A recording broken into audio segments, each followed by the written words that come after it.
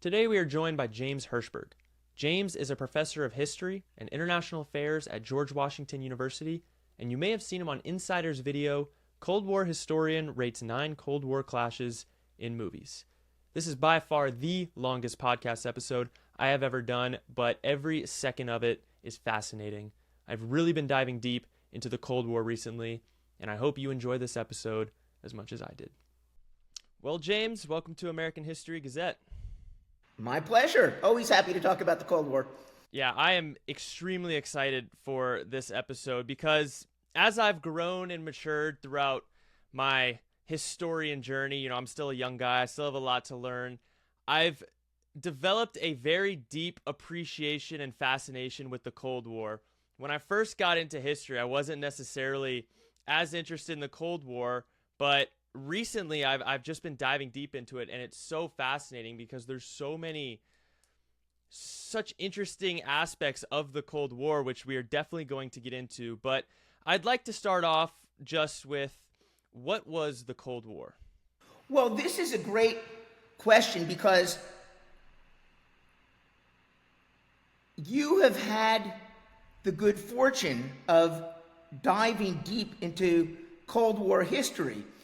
But there's no consensus, and that includes within the historical field, about defining the Cold War. Because to a lot of people during the Cold War and since, the Cold War was simply U.S.-Soviet relations, East-West relations, political military rivalry, toss in the nuclear arms race. But when you investigate more deeply, you realize that it encompasses about almost a half century of world history in many different respects, not only East-West, but North-South, and the intersection between the U.S.-Soviet capitalist world versus communist socialist world, paralleled for the first 3 decades, at least after World War II, the process of decolonization and struggles that were anti-colonial for independence, and which intersected and became entwined with the Cold War rivalry, which in many cases made the process a lot bloodier. But it's also the intersection of regional history, domestic histories, but also it goes far beyond political military events. It's literary history, it's environmental history, it's legal history, it's cultural history, it's literary and cinematic. And so really it is endlessly fascinating. And also, until the collapse of the communist empire, the Soviet empire at the end of the 1980s and the beginning of the 1990s, it was overwhelmingly based simply on American English language historical sources. And what that meant was what passed for Cold War history was almost exclusively a detailed history of American decision-making based on leaks, journalism, memoirs, millions of pages of declassified document, and an incredibly superficial analysis of communist side decision-making, because there was no access to the historical sources or the archives of the communist world. In fact, serious historians wondered whether they even existed or were simply a reflection of the propaganda in Communist Party newspaper mouthpieces like Pravda and Izvestia in the Soviet Union, or People's Daily in Beijing, in China, for the People's Republic of China. And with the collapse of the Soviet Empire and the communist countries in the Warsaw Pact and in the modernization process in China, begun by Deng Xiaoping in the 1980s, we have seen an avalanche of new sources. It used to be, if you read Cold War history in the 1970s and the 1980s and the early 1990s, it was periodized by American presidencies, and it would have detailed accounts of inner arguments within the White House, the State Department, even the CIA, thanks to the revelations of journalists and congressional investigations. and then completely superficial accounts of what was going on the other side based on public sources or what used to be known as Kremlinology. Western experts on the Soviet Union who tried to read between the lines of Pravda or guesstimated was the phrase that was used, what was going on. But now, for the last 30 years, we have had serious historical sources about what was going on between Stalin and associates, Khrushchev and associates, Mao and associates, communications between Moscow and Beijing during the entire Sino-Soviet split, during the Korean War, the Vietnam War, and there's a whole subculture of crisis analysis because we now have fantastic evidence on the Cuban Missile Crisis, the Berlin Crisis, and other crises during the Cold War. So, you're absolutely right. Not only is it endlessly fascinating, but even the definition of what the Cold War was has vastly expanded. Yeah, you're absolutely right. It's endlessly fascinating. And what's interesting to me is history the bigger picture of history sort of came together as I studied the Cold War, because when you look at the conclusion of World War II, you can see how that leads into the Cold War and the animosity between, the East and the West, the USSR and the United States. And then you can see how that leads into the Korean War and leads into the Cuban Missile Crisis and leads into the Vietnam War, and how the conclusion of World War II and how it kind of wrapped up has led us into modern history. And that's what was really fascinating to me. And the Cold War, you're right, it's still sort of recent, within the last 100 years. So there's a lot of classified documents and information that keeps coming to light. And it's this ever evolving period of history where we keep getting new information and new revelations. And you talk about how it permeated not just history, but literature and cinema. I mean, throughout the 80s, we had all sorts of American propaganda, I guess you could call it, with these movies. Like Rocky IV is probably one of my favorite examples. It's my favorite Rocky film. And, you have Rocky versus this USSR boxer, and you can see how it kind of permeated culture as well. But it was sort of a one-sided affair in the way history was told through the lens of the United States. But you mentioned these Soviet documents and documents from China start arising. How did those documents sort of change the perspective or the narrative on the Cold War as they came to light? Oh, well, in myriad ways, and it's still changing it, because it actually began in part with the modernization in China under Deng Xiaoping. Despite the Tiananmen Square massacre of June 4th, 1989, the process of liberalization in China led to the disclosure of sources about Mao Zedong and about Chinese communist leaders that were initially prepared for restricted internal use. In fact, they were known as Neibu, for restricted. And yet, thanks to Deng Xiaoping's opening to the world, and especially to the United States, when you had the best Chinese grad students being able to get their PhDs at U.S. universities, and you suddenly had American and European and other scholars able to visit China and get to know Chinese colleagues, what you quickly found is that these collections of secret documents that were supposed to be only for internal Chinese government and Communist Party use began to leak. And copies of them would find their way to Harvard or Georgetown or Stanford or Berkeley.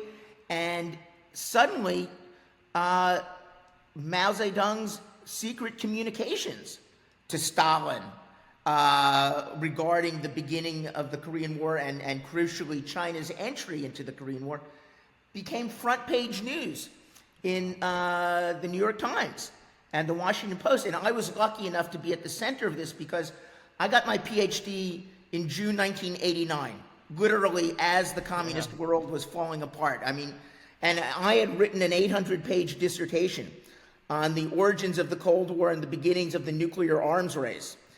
And I was lucky enough, a year later, to get hired to become the first director of a new academic project called the Cold War International History Project that was founded by a bunch of prominent American historians who realized that, hey, we can't get away with this anymore. We can't write Cold War history just knowing English and just using American and maybe, if the events were more than 30 years old, British archival sources. We need the expertise and the sources of the Russians, of the Germans, of the Chinese, of the Hungarians, of the Poles, of the and so and these included people like John Lewis Gaddis, the most famous Cold War historian, William Taubman, who would write the Pulitzer Prize-winning biography of Nikita Khrushchev and a comparably wonderful biography of Mikhail Gorbachev, Warren Cohen, who is the leading sinologist, expert on U.S.-China relations, and Samuel Wells, who was a political scientist. And a lot of what was considered, what was really Cold War history, was written by political scientists who not only didn't know Russian, but also rarely visited the archives. They were so engrossed in looking at political theory. And so they went to the MacArthur Foundation, which came back with $1 million grant. And in 1991, literally the week the hardline coup in Moscow took place in August 1991 that tried to overthrow Gorbachev, and then itself failed and was stopped by Boris Yeltsin, but led very quickly to the collapse of the Soviet Union. That week, I drove down to Washington to become the first director of this Cold War International History Project. And so my job was to find out what is the most important evidence that is coming out of communist archives, because since the revolutions in Eastern Europe, East Central Europe, in 1989, the archives in places like Budapest, Prague, East Berlin, Warsaw, Sofia, Bucharest were already starting to open. And so my job became to organize a fellowship program so young scholars from communist or former communist or quasi-communist countries could come to Washington for 6 months or 9 months or a year, work in American archives, meet American colleagues, and become part of the international Cold War history community, and to organize conferences in places like Moscow and Berlin and Beijing, where Eastern and Western scholars could exchange sources, exchange ideas. And really, I found that I not only had to transcend the barriers of the Cold War in terms of between Western scholars and Eastern scholars who had to labor under censorship, but also between different disciplines.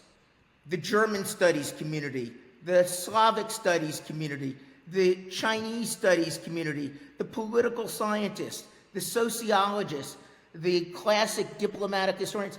Each of them had their own academic community and often didn't talk to each other. You know, like serious historians and journalists, basically, were vaguely contemptuous of each other. They didn't believe they were doing serious things. It was really like Rashomon and the elephant. My job was to really bring different parts of the puzzle together. And so in 1993, I organized the first conference on the history of the Cold War in Moscow. It was a 5-day conference, 5 days of 5 panels each. And earlier, I had negotiated with the head of the Communist Party archives in Moscow and with the head of the Institute of General History in Moscow to organize this conference. And at the same time, another part of my job was to become the editor of what became known as the Cold War International History Project Bulletin, to get translated into English and publish the most interesting documents from the newly emerging communist archives with historical commentary, and to give you a sense of how fantastic that process worked. The first issue I published in the spring of 1982 was 80 pages, small typeface, and within 5 years, I had published an issue that was more than 800 pages long, with documents from more than 20 countries, all translated, non-English sources.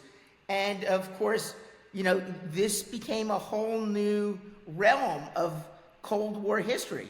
And so all of the major issues in the history of the Cold War, to get back to your original question, all of the major events have been susceptible to new evidence, new perspectives, because before the end of the Cold War, the people who were raised in the cultures of the communist countries were limited by communist orthodoxy.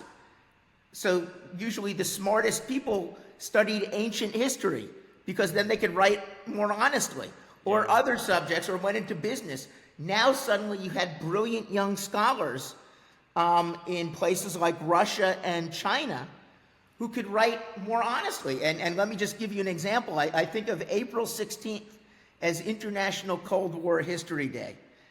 And that's because April 16th happens to be the birthday of both the most brilliant young Russian historian to emerge from the Soviet Union and the most brilliant Chinese historian to emerge from the hardline Mao era China to write brilliantly in English. And I should just mention those for your viewers. Vladislav M. Zubak was the Soviet Cold War historian that I met actually in 1988 during Gorbachev's Glasnost at a conference in Ohio hosted by John Lewis Gaddis, the Cold War historian, and we immediately became friends. And he was based at the Institute for the History of the USA and Canada of the Soviet Academy of Sciences in Moscow. So he had a perfect view of Gorbachev's Glasnost as the Soviet government was eventually falling apart but already reforming. And he was able to use Western sources. He received fellowships in California, in Norway, in Washington, and he published, along with a colleague who is not only fluent in English, but fluent in Chinese, the first crucial book by Russian authors about Cold War history called Inside the Kremlin's Cold War, From Stalin to Gorbachev, by Vlad Zubak and Konstantin Pleshakov, published in 1996. Meanwhile, in 1991, I was lucky enough to meet a Chinese historian named Chun Jian, who I immediately recognized was brilliant. He had gotten his PhD in the United States. He had already written his dissertation on China's road to the Korean War that was just about to be published by Columbia University Press. And he has gone on to become by far the most brilliant historian of the Cold War during the Mao period, from the Chinese Civil War through the creation of the PRC in 1949, through Mao's death in 1976. And he has just published this week a fantastic biography of Zhou Enlai. And actually, this is a good test, since you're a member of the young generation. Have you ever heard of Zhou Enlai? Does that name ring a bell? No. Oh, my God. See, I just saw Chun Jian a couple of days ago, and he was horrified because he teaches at NYU Shanghai, and he was horrified that a couple of members of his class who were raised in China did not know who Zhou Enlai was.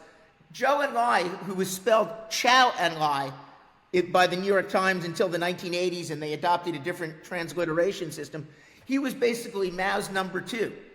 And he was the one that Henry Kissinger met in China for 2 days when Kissinger made his secret trip to China on July 7th to 9th, 1971, which was the breakthrough that led to the Sino-American opening and to Richard Nixon's visit to China in February 1972 and his meeting with Mao Zedong, which was one of the most shocking events of Cold War history.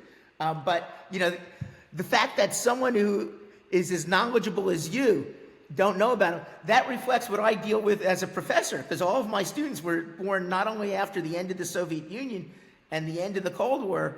I mean, the 20th century might as well be the Middle Ages to them. So, it's a real challenge to get them interested. As Malcolm X said, by any means necessary, by movies, by documentaries, anything to get them interested, because I find it absolutely fascinating and still important. We're in the middle of a nuclear crisis right now, the worst nuclear crisis since the Cuban Missile Crisis of about 60 years ago.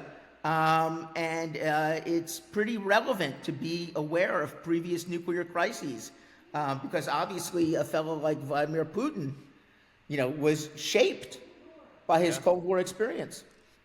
Yeah, 100%. And that's something that still excites me so much about history. Is I'm only 21. I have so much to learn, and there's so much to look forward to research and to study. And I've been blessed with a gift of curiosity when it comes to history. So I'm already deeply fascinated with these issues. It's just I got to tell you, it never ends. I'm 64, and I consider myself a student. I mean, I'm a tenured professor, but, I will never stop being a student. You're always learning new things. 100%. And you're learning new perspectives that challenge old accounts. The best definition of history that I've ever heard is called argument without end. It used to be, before the 20th century, history was considered, okay, if you could remember the names and dates of all the kingdoms and all the battles, then you knew history, and it was just going to be static. But, the 20th century introduced the idea that history in important ways is subjective, it is fluid, it changes according to the temporal perspective, the cultural perspective, the evidentiary perspective, and it changes. And, it's not something, of course, to students, it's learning enough for the next exam and then hitting the delete button when the class is over. Yeah. But if you get interested enough, like you apparently have, you could spend your life reading great books and other things. And also, great movies and documentaries. I mean, it was wonderful to see the movie Oppenheimer make such an impact last summer. When I wrote my undergraduate thesis, 43 years ago, my undergraduate history advisor was the author of the biography of Oppenheimer that inspired that movie. It symbolized the way that, for the last, almost 5 decades, and actually I grew up as a news junkie reading the New York Times every day. And, really the stuff I was reading about then, we now have a lot of the background historical evidence. Yeah, I'm a huge believer in always being open and curious and in a mindset of always being a student, because absolutely anybody who tells you that they know everything about an issue or they know what they're doing, they know what's going on, is either ignorant or lying to you. It's very important to always consider yourself a student, because you always have something to learn.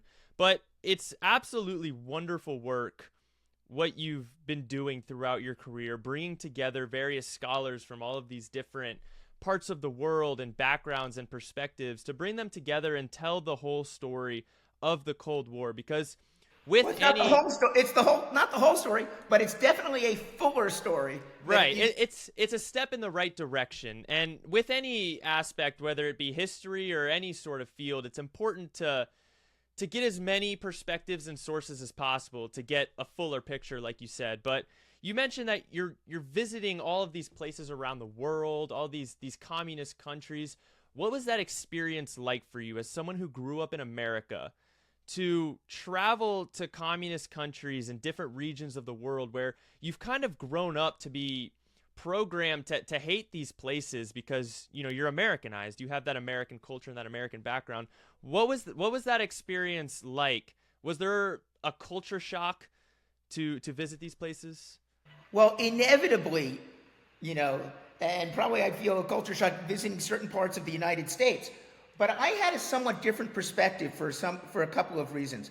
One is I was born in 1960 in New York City and grew up in the New York City media mall. I told you I would look at the New York Times every day. I used to bring it to class literally from grade school on. In fact, the teachers could tell if the class got boring because they could hear the New York Times rustling under my desk because I was reading that instead. And since I was born in 1960, I was already intensely following the news in the late 1960s. And the good part, or the happier part, was I got to enjoy the moon landing. I was a space buff, and I was expecting we would be on Mars by now. But more importantly for your question, the Vietnam War was going on and escalating, and I was horrified by it. And I also had an uncle who was drafted. There was a draft lottery every fall, and he was in number 17 in the draft and had to worry about getting sent over. I learned through the media about the various atrocities of the war. The My Lai massacre happened just when I was, 8 years old, and revealed when I was 9 or 10. And frankly, the war was such a stalemate for years that I fully expected that when I turned 18, I would either have to go to Vietnam, go to jail, or if I wanted to evade it, go to Sweden or Canada or something like that. Wow. But what that meant is I became very critical and skeptical about U.S. foreign policy. Mm-hmm. And of course, that was being affected by the culture of the 1960s. You had not only the anti-war movement, you had the civil rights movement, you had the women's movement, you had the environmental movement, you had the gay movement. I was, just a little twerp, but, I felt connected to that sort of generational skepticism about the establishment, as it was known. Yeah. And later, when I got more deeply into history, I also started reading about the history of World War II. Reading, one summer late in my teens, Churchill's 6 volumes of memoirs about World War II. Obviously Roosevelt didn't live to write his, and Stalin didn't write his.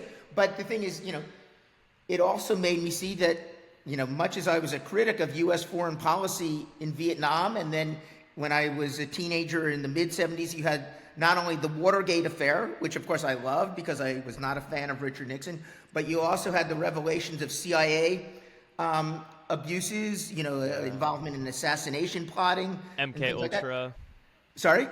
MK Ultra. Absolutely. No, I learned about that as a teenager. But I also learned that the U.S. had pretty much saved democracy in the 20th century, and that it had done some good in the world. And it gave me a very mixed view of the role of the United States, and made me fascinated to learn more about that history. Now, I thought I would be a reporter. When I went to college, I spent my first 3 years, 90 hours plus a week at the college newspaper, not for credit. I didn't get any credit for it. Yeah. But because I was lucky enough to go to Harvard from 1978 to 1982, and what that meant is any international story or national story or scientific story I was interested in, there was always a Harvard angle that would give me an excuse to write about it for my college newspaper and call the fundamental actors. I would call Zbigniew Brzezinski's office, at the National Security Council of the Carter administration. I covered the 1980 election, going to the New Hampshire primary and things like that. I was able to use my Harvard Crimson Press Pass to cover the first launch of the space shuttle in April 1981. So I thought I was heading towards being a reporter. But then, as a senior, I had to do an undergraduate history thesis. And I discovered the story of the atomic bomb. And I discovered that a key advisor to Franklin Roosevelt and then Harry Truman in the decisions to build the bomb, use the bomb on Japan, and attempting to control the bomb, had simultaneously been the president of Harvard University, a guy by the name of James Bryant Conant. And the more I discovered this through my thesis advisor's book, which I happened to discover. My thesis advisor was Martin J. Sherwin. And at first I thought, what a great story for the college newspaper. Harvard president starts nuclear arms race. But as I got more deeply into it, and I discovered that no one else had ever written a serious study of this guy. I began to intensively research him. I won't get into all the boring details. You can buy my book if you have, if you want a cure for insomnia. But that led me to write an undergraduate thesis that was more than 250 pages long, even though the theoretical limit was 100 pages. And yet I covered less than half the time period that I set out to cover. So I ended up writing first I went to grad school at Columbia and got my master's in international affairs there, and spent several term papers writing chapters of my undergraduate thesis that I hadn't gotten to.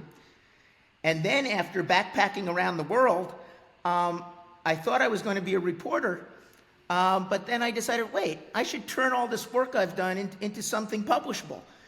And I realized this would take several years, and I didn't want to become a complete recluse or hermit, so I decided, well, I might as well get a PhD for it. Yeah. And my old thesis advisor, Marty Sherwin, said, well, why don't you come to Tufts, where he was a professor near Boston, and be my TA, and also my research assistant. And so I went to Tufts, and that led to me writing a more than 800-page PhD dissertation that was finished in 1989. And then I lucked out and got a book contract. And the book ended up getting published by Alfred A. Knopf in 1993. And by then, I had been lucky enough to be hired to run the Cold War International History Project. And so I had this academic career, which I never even planned on. But to get to your question, going to these communist countries, whether it was Cuba, whether it was the PRC, which I first visited in 1985 when it was just beginning to open up, right. Whether it was the Soviet Union, which I visited several times when it was still the USSR under Gorbachev in 1988, 89, 90, was absolutely fascinating because you could see the process of change in many of them. And I was lucky enough in each of those countries to have excuses to talk to young historians who were just trying to break free of the shackles of censorship that older historians had had to deal with for many decades in these countries. And this led to great conversations and, in many cases, collaborations, where I would help get Western sources for them, and they would help me get access to sources in languages that I couldn't read, in the Russian archives or the Chinese archives or in the Hungarian archives, which only Martians can read. And so, it was a wonderful experience. And, I have not yet been to North Korea. I'm not holding my breath for access to the Pyongyang archives. But nevertheless, we've learned a vast amount from the communist countries that had embassies in Pyongyang and had inter-party relations with the Korean Workers' Party, the Korean Communist Party, and endless meetings and correspondence with Kim Il-sung, who's the head of North Korea until after the end of the Cold War and, of course, during the Korean War. And, of course, all of these countries have their own fascination, for their culture, their cuisine, as a travel experience. I mean, I should tell you something that went along with my interest. When I was in college, I had two roommates who were both provincial Americans like me. I was lucky enough, I had visited Europe for a couple of weeks with my parents as a kid once. But the three of us, we made a two-part vow when we were seniors in college. One was that 2 years after we graduated, we would spend an entire year backpacking around the world, including Eurasia and, if possible, Africa and Latin America. And the second was we would tell everyone we knew that we were going to do this so we could not back out without humiliating ourselves. Because, of course, all the pressure was to go to grad school, get in relationships, have kids, accumulate wealth, all that kind of stuff. But what that led to was a fantastic round-the-world trip, which I always tell my students, travel is the best educator. You learn far more in a day in a foreign country than you'll learn in a week going to classes. And to me, the best way to learn history, and especially about the communist world's transition and the transition away from it, the combination of travel, reading great history, because every time I would travel, and this is still true, every time I travel, half the fun is choosing a reading list of what to carry in my backpack. That was before everyone read off a screen. Yeah. And then going to places like Sarajevo or Moscow or Havana and talking to people who had lived through the history. And that made the history far more nuanced and fleshed out and personal than just going to classes. Wow, that is amazing. I'd recommend it to you, Jake. No, I am right there with you. Aside from history, travel is my biggest fascination and my biggest hobby and my biggest dream. I mean, when I look at what I want to do with my life, I want to accumulate as much life experience as possible and see as many places as possible. I have this YouTube channel, and I don't think I've said this out loud for my YouTube channel, but I'm going to kind of echo your vow to your buddies and hold myself accountable. But when I get a new car, my plan is to just pack up and drive across the country for 2 months and just visit historical sites and get videos there and meet all kinds of people and see. Well, all these I always places. wanted to do that too, but for going around the world, see, what was fun is in the 1980s when we conceived this, that was when Lonely Planet, the Australian-based cheap travel guide, had just started to come out. And what we discovered was, whether it was Bangkok or New Delhi or, Eastern Europe, Indonesia, you could always stay in the cheap travel dives for what was then, like $20 a night or something like that. And what was great is, you've heard of the expression lingua franca, but thanks to British imperialism and American dollars, no matter where you went, even if it was like small towns in China, you would find people who could speak English because they wanted to get your money. So they would serve as guides. They would help buy train tickets in China at the price for the locals instead of the price for foreigners, which is twice as high. And they would tell you stories. And so the key thing is to go soon, because when you're older, I tell all my students, you might have a good job and make more money, but you won't have the time. Exactly. And, going to a place for a few days is better than nothing. But being able to really travel, is such a great experience. I mean, the best thing I urge them is, like, if they couldn't wait to go to law school or something, okay, get into law school so you know what you're doing when you get back, or business school or whatever, but then defer for a year and go backpack around the world first. And obviously, you got to keep your safety in mind. This is not a good time of century of millennium to go to Russia, obviously, but the rest of the world is out there, and there are creative ways to see it. Yeah, 100%. And I'm still so fortunate to be young. I don't have this secure job where I have to report to the office. I don't have a family yet, so I definitely want to get out there and see the world before that happens. But absolutely. No, good luck. Be glad to trade suggestions for an itinerary, because that my whole life has been I consider the whole world my bucket list. Yeah, I appreciate that. I mean, when we're on our deathbed, we don't regret the things we did. We regret the things we didn't do. So I don't want to be one of those guys who never got to travel and do the things I did. But you talk to these people who, this is what's fascinating about the Cold War to me. Another reason is most people alive above the age of 45, 50 have lived through it. And absolutely, you visit these places and talk to these people who were in these communist countries and grew up there and experienced it. So what was your biggest takeaway talking to the people on the boots on the ground level about their experience living in these places? Well, one thing for sure is that almost in every case, and this also goes for the Middle East, which is unfortunately, exploding right now. Right. I was actually a reporter in Jerusalem for the United Press International for a little while in the mid-1980s. Is almost wherever you go, it's almost always, I want to give due credit to some fantastic journalists, it's almost always more complicated, nuanced, than it appears simply viewing it through the American media, which has gotten more and more difficult for economic reasons. There are fewer and fewer foreign correspondents, and often what passes as international news is very superficial, media coverage or, I mean, I love cute cat videos from around the world, and Right.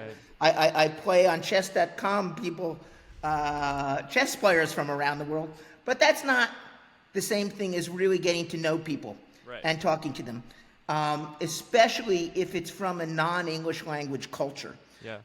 And in some places it's a little bit more of a challenge, but it's usually possible. Also, one thing I did when I backpacked around the world in the mid '80s was whenever I would show up in a country there was a U.S. embassy or a U.S. consulate, like in Calcutta or someplace like that, I would just call the U.S. embassy and try to reach the political counselor and see if the guy or the woman would be willing to have lunch or a cup of coffee. And another great idea that one of my former roommates from college is, by the time we went, I had gotten a master's from Columbia, and my friend had gotten a master's in international affairs from Johns Hopkins. And he had the brilliant idea of, once we plotted out an itinerary, look up in the alumni guides of where there were alumni from these universities, these elite universities in the United States. Yeah. And that would, in Thailand or India or Indonesia or Africa, that would be the deputy foreign minister or the publisher of the newspaper or someone in a position Yeah. of influence Right. and amazing knowledge. And so in each country, we wrote in advance scores of letters to people in all the countries we were going to visit, who were also alumni, either undergraduate or graduate, of these American universities in the United States. And in dozens of cases, they said, sure, stay at my apartment, meet me for lunch, meet me for dinner, Okay. come to my office. And, it was a way to get a perspective on the society. And from someone who, of course, spoke English, which, was not universal in some places we visited. So, and this was a perfect backdrop for then when I was lucky enough to run the Cold War International History Project, because my job was to find the best of the new generation of scholars from, these countries in the former communist empire and the former communist world, and say, hey, come here to do research. What are you finding out? Can you choose your favorite 10 documents so we can get them translated into English and publish them with your commentary online? And before that, before it was online. So it's so funny. The name of the project, which still exists, by the way, is the Cold War International History Project. But a lot of people, you mention that, and they say, why international? That's redundant. Of course it's international. But, like I said, it used to be thought of essentially by the United States historians working in the United States, working only in English, as essentially an extension of American foreign policy. But it's really international history, which is, understudied in the United States. And it's not just one region's history. Yeah. It's global history. And that has been a really fun part of the challenge. But, I have had experiences. I mean, one thing that was amazing, just to give an example that's slightly post-Cold War, is I visited Sarajevo for the first time. Well, actually, no, I visited Sarajevo for the first time in 1990, just as Yugoslavia was cracking apart. And then I came back to visit in 1997, just after the war ended, and was able to speak to, many people in Sarajevo who had lived through the war and had some very sobering, grim experiences to relate. And, that was current history. Yeah, absolutely. But the communist world, it was also, again, getting back to your question, my sense was that it was much more complicated than it appeared through the lens of American perspective, and especially through the lens of American politics. I mean, when the Soviet Union collapsed, in American newspapers and American politics, it was all about, Ronald Reagan won the Cold War. We won the Cold War. Right. Serious experts on the Soviet Union were much more focused on internal factors that led to the Soviet collapse, the internal, cumulative internal contradictions of the Soviet system.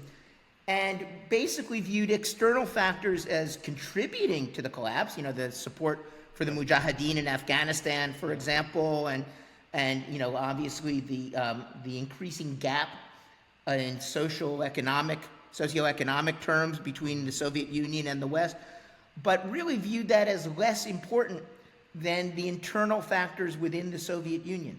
And visiting the Soviet Union and then Russia, you know, really seemed to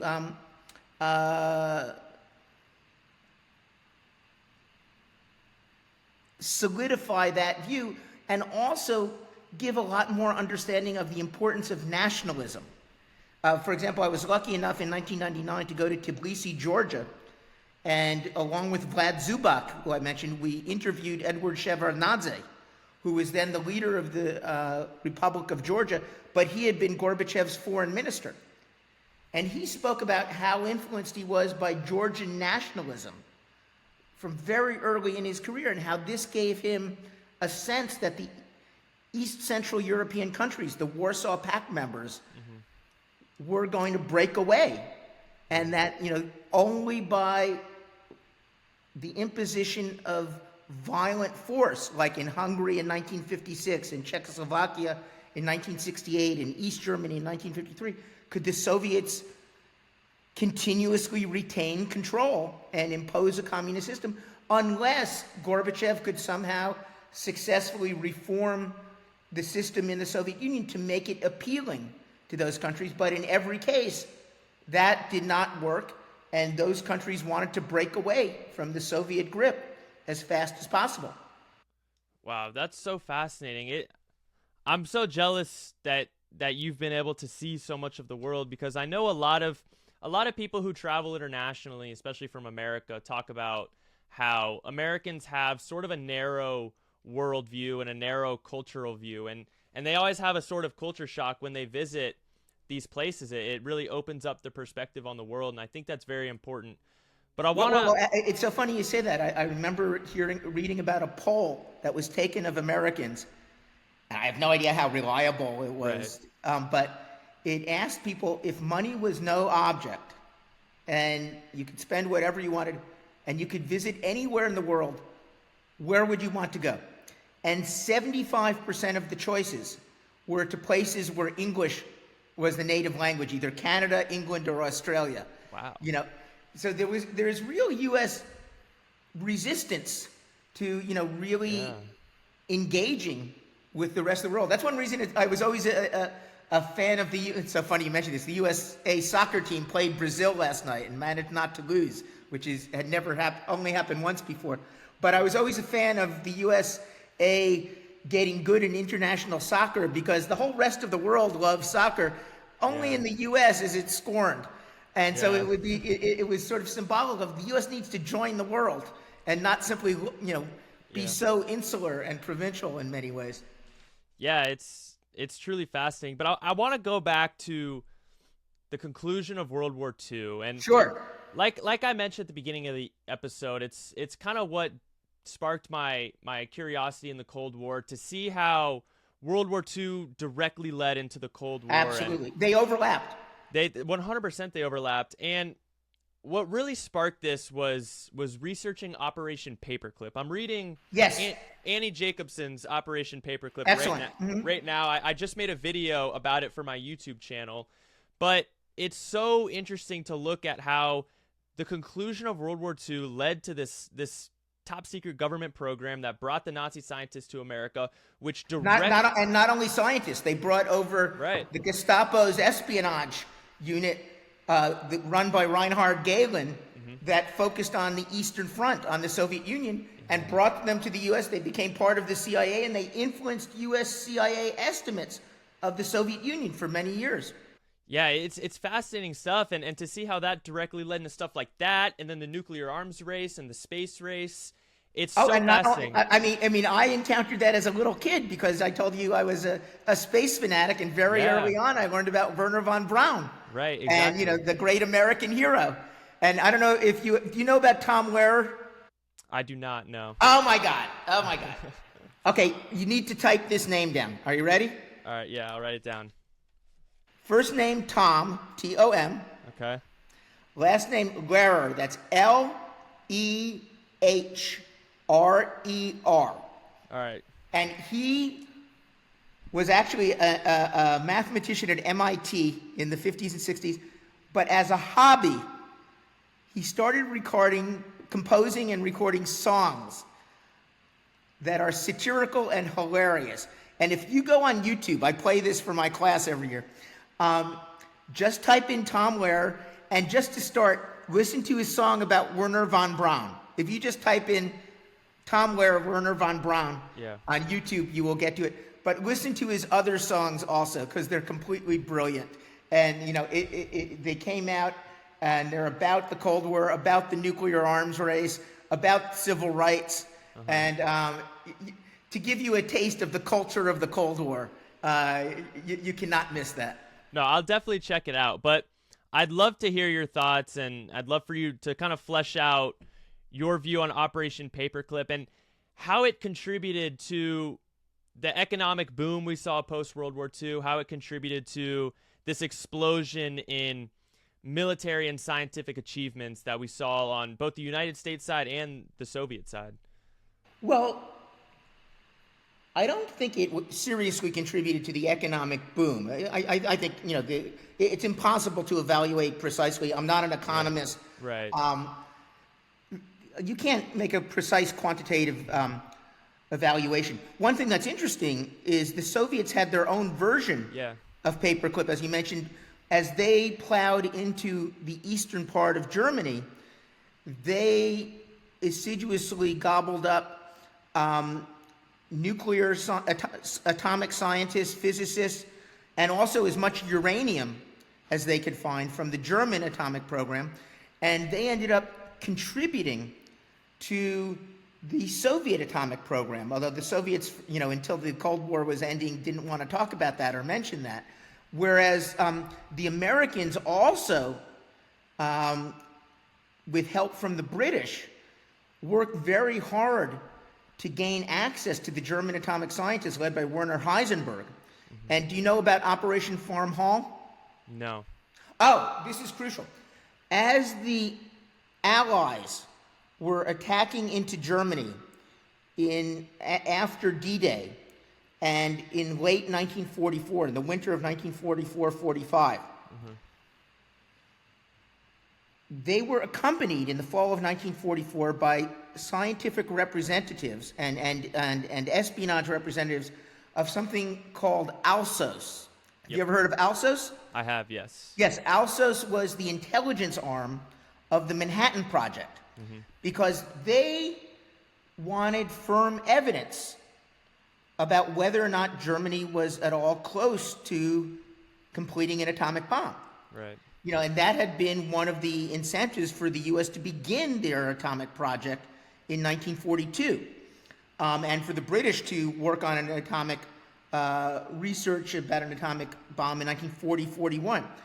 By November 1944, they had found enough evidence, especially actually from a formerly German-occupied university in Strasbourg, France, that the Germans had not engaged in a large-scale atomic program. They had an atomic program, but it just didn't get very far.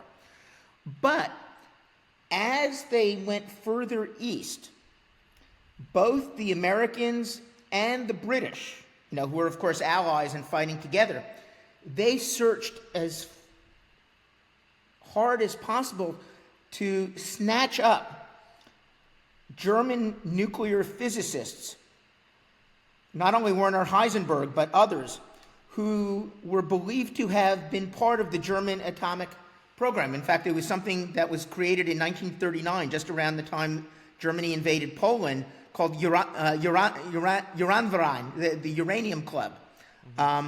And as these German physicists were taken prisoner, and actually they urgently tried to surrender on the Western Front because they did not want to be taken by the Soviets, which is, of course, the same reason why Werner von Braun and his colleagues from Peenemünde, where they developed the V-1 and V-2 rockets, they assiduously tried to surrender to the Americans, you know, not to get captured by the Soviets. Right. But as the British captured these physicists, instead of putting them on trial as war criminals, they did something very sneaky. They transported them to England, and they confined them to a castle in the English countryside called Farm Hall. And this was a classic English castle, the kind you'd seen in like a movie or something like that. And for months, the British physicists had butlers, they had maids, they had chefs. They were very comfortable.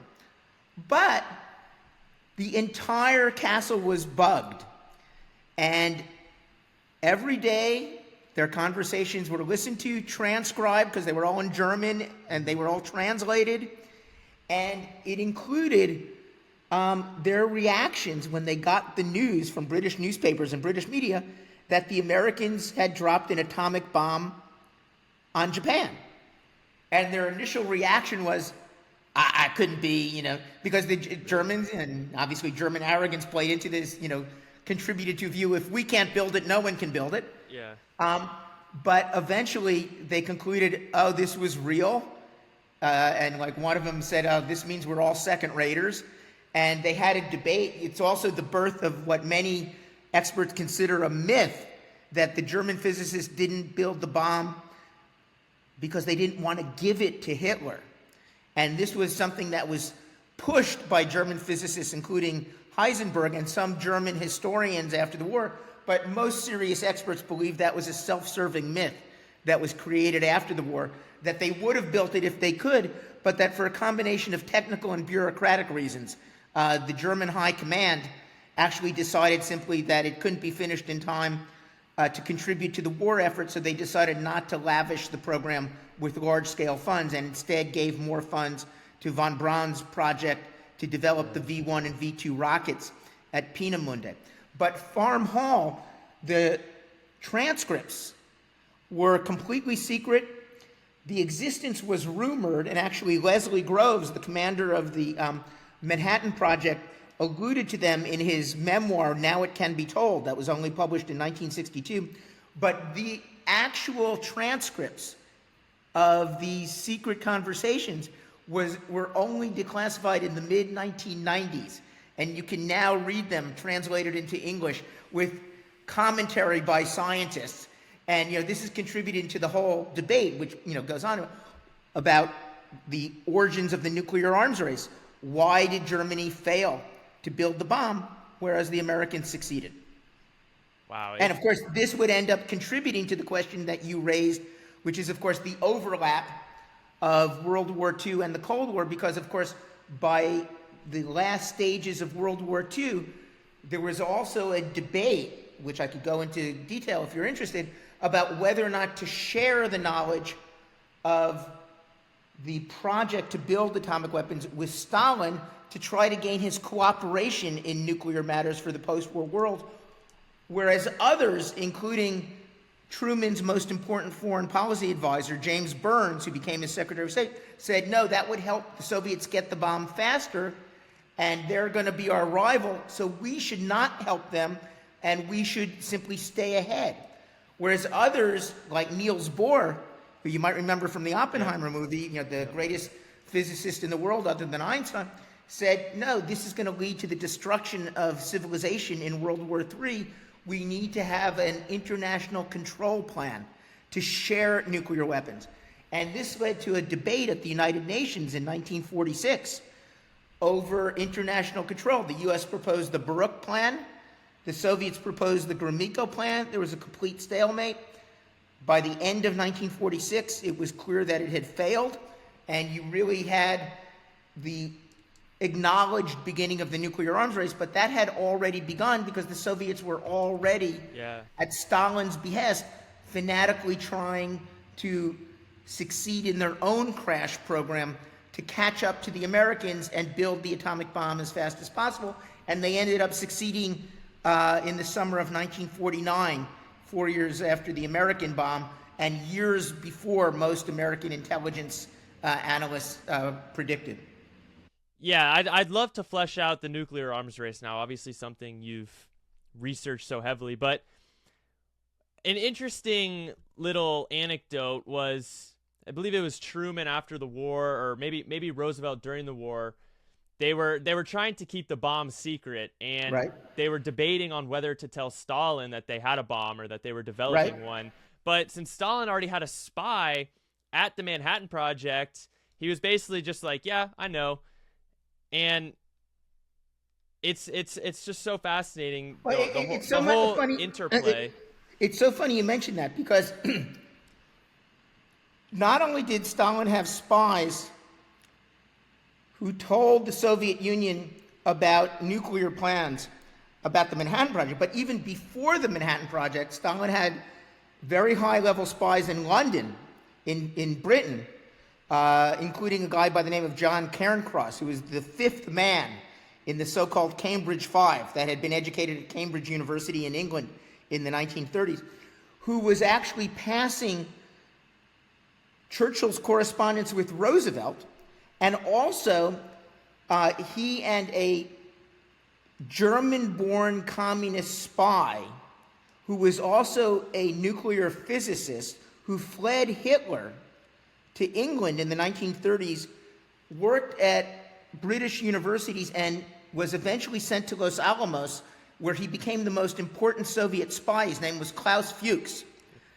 He and Cairncross helped pass a copy of the Maud Report, M-A-U-D report, in 1941, which was the synthesis of British understanding of the feasibility of constructing a bomb from uranium, that would have thousands of tons of TNT equivalent.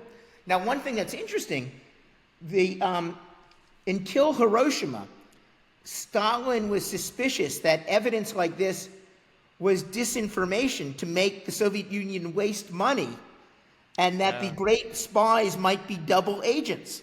Yeah. And so the Soviet atomic bomb project from 1942-43 until Hiroshima was mostly sort of mid-level and low-key. Also, the Soviets were distracted by this thing called Operation Barbarossa, which was the German invasion of the Soviet Union on June 22nd, 1941. Which killed, 20+ million Soviet citizens, destroyed thousands of cities. So they were a little distracted, understandably. Yeah. But when the bomb actually was used, Truman had just hinted to Stalin on July 24th, 1945, at Potsdam, that he told, we only have Truman's memoirs about this. He says he told Truman, "We have a powerful new explosive." He didn't use atomic, and that Stalin supposedly said, "Well, I hope you make good use of it against the Japanese," because the Japanese had not surrendered yet. Yeah. Now, it was interesting. This conversation took place at a break between the plenary meetings at the Potsdam summit, so it was only Truman, Stalin, and a Soviet interpreter. But some of the Americans and British knew that Truman was going to say this, so they were carefully watching from across the pool at the Sicilian House, because they knew that this was what Truman was going to tell Stalin. And some of them believe, and Truman believed, Stalin had no idea what he was talking about. That, he just politely said, "Oh, well, make good use of it." However, there are some later Soviet sources, like Marshal Zhukov, who was essentially the Soviet equivalent of General Eisenhower, who said that Stalin came back to the Soviet delegation saying, "Truman is trying to up the ante. Better tell Kurchatov," that was Igor Kurchatov, the director of the Soviet nuclear program, "to hurry up the boys." In other words, that, the Americans are getting close. But it was only after Hiroshima on August 6th, that 2 weeks later, on August 20th, that Stalin had a meeting at which he announced a crash program, and he put Lavrenti Beria, who was his secret police chief, the Minister of the Interior, his henchman, who was responsible for hundreds of thousands or millions of deaths along with Stalin, and put him in charge of the project, and said, the American have exploded the atomic bomb. It is like a sword of Damocles hanging over us. Build the bomb as fast as you can. And, only after Gorbachev's Glasnost in the late 1980s did there start to be a public debate and more evidence emerged, and a huge argument erupted between some surviving or descendants of Soviet physicists who said this was a great achievement of Soviet physics to achieve the atomic bomb years earlier than the Americans expected, whereas descendants of the intelligence agents, or some of them that were still alive, said, no, this was a great accomplishment of Soviet spying, that Soviet espionage got us the atomic bomb, because the first Soviet atomic bomb was a carbon copy of the bomb that was tested at the Trinity test on July 16th, 1945, the plutonium implosion device. And thanks to Klaus Fuchs and a couple of other spies, they had gotten, serious evidence about how to separate uranium, how to generate plutonium, and how to devise implosion, which was an extremely complicated process of compressing a plutonium core to make it explode. But serious scholars and serious experts, most famously a guy by the name of David Holloway at Stanford. And again, if you're interested, you should read a book called Stalin and the Bomb, which he published in 1994. Essentially saying it was both. And probably Holloway, who's still alive, I just spoke to him about this recently, believed that the Soviets probably got the bomb a year or two faster than they would have gotten it without the espionage, but they would have gotten it soon. Yeah. But the timing mattered, because there's no question that the Soviets getting the bomb, we now know from Russian documents, influenced Stalin to approve North Korea's attack against South Korea in June 1950 that started the Korean War. Because until January 1950, Kim Il-sung, the North Korean leader, had appealed as many as 20 times for Stalin's permission and support to attack South Korea. And Stalin was advised not to approve this because this would lead to a massive war. It would not be, fruitful.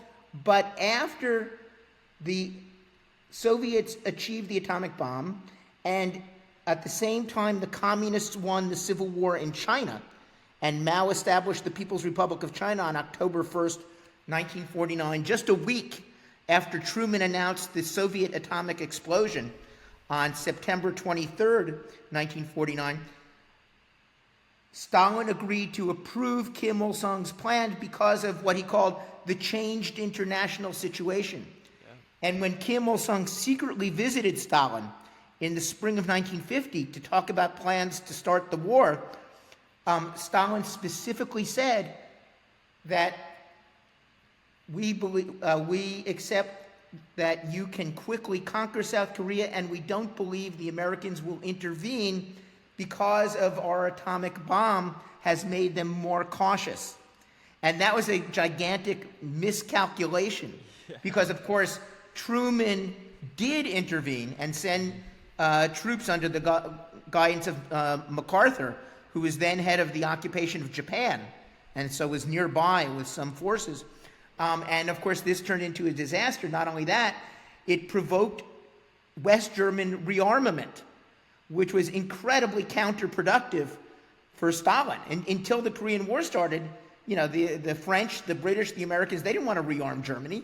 Less than 5 years, 5 years after the end of the war and the discovery of the details of the Holocaust and the concentration camps.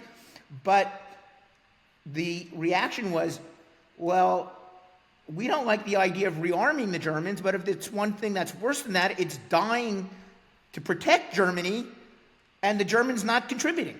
And so that led to plans to incorporate a rearmed Germany in the Western Alliance. So not only did the Korean War fail in its objective of conquering South Korea and putting all of Korea under communist governance, it also provoked the rearmament of Germany, which was a disaster for Soviet foreign policy. Yeah. And we've learned a ton about this, from the communist archives that have become available, again, since the Soviet collapse. Yeah, you see what I mean? It's so fascinating to see how one thing leads to another. Oh, I mean, the connections are incredible. yeah. I'll mention another one that's almost never made. When the Soviets invaded Afghanistan in December 1979, which drove the final nail in the coffin of détente. Détente, had collapsed. Right. We now know from Soviet documents that the Soviets expected that it would be easy and they would be able to withdraw their troops in a matter of weeks or at most a few months after they had installed Babrak Karmal as the new Afghan leader and essentially taken over the joint.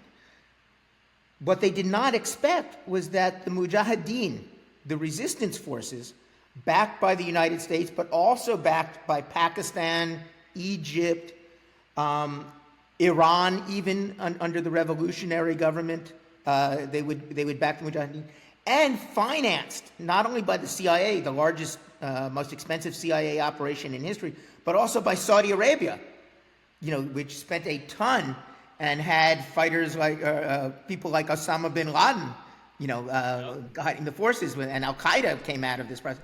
Exactly. This turned into a Soviet quagmire. And you had Americans, and I spoke to some of them, who were determined who had lived through Vietnam and the American defeat in Vietnam, and had the dream, let's make this the Soviets' Vietnam. Yeah. And this led the Soviets to have to increase their commitment, not leave, suffer various losses. But here's the point in terms of the weird connections. It was just 8 months later, in August 1980, that you had Lech Walesa and the formation of Solidarność, Solidarity, the independent trade union movement in Poland. And it immediately caught on like wildfire. More than 10 million Polish workers joined it, abandoning the official state-run communist workers' union. And so this was not only a direct uprising against communism, but it was the first workers' uprising in the Soviet Empire since the end of World War II. And it undoubtedly would have led to an operation similar to the Soviets' crushing of an uprising in East Germany in 1953, in Hungary in 1956, and in Czechoslovakia in 1968, except for the fact that the military was distracted and increasingly mired in Afghanistan, and the political leadership had been assured by the military that Afghanistan would be so easy that, much like JFK after the Bay of Pigs, they had lost faith in the military prognosis, the military estimates. And so even though they mobilized and planned a possible Soviet invasion of Poland, their strategy became instead, how can we pressure the Polish communist government to crack down on Solidarity? And it took almost a year and a half, but finally in December 1981, Wojciech Jaruzelski, declared martial law and cracked down on Solidarity, arrested hundreds, including Lech Walesa. Only after the collapse of communism, he actually was put on trial, and his defense was that he was told by the Soviets that you better crack down yourself or else we will invade. And it became both a political and a historical controversy, and still is to this day in post-communist Poland. But the connection between Afghanistan and Poland is almost never made, and there are many examples like that.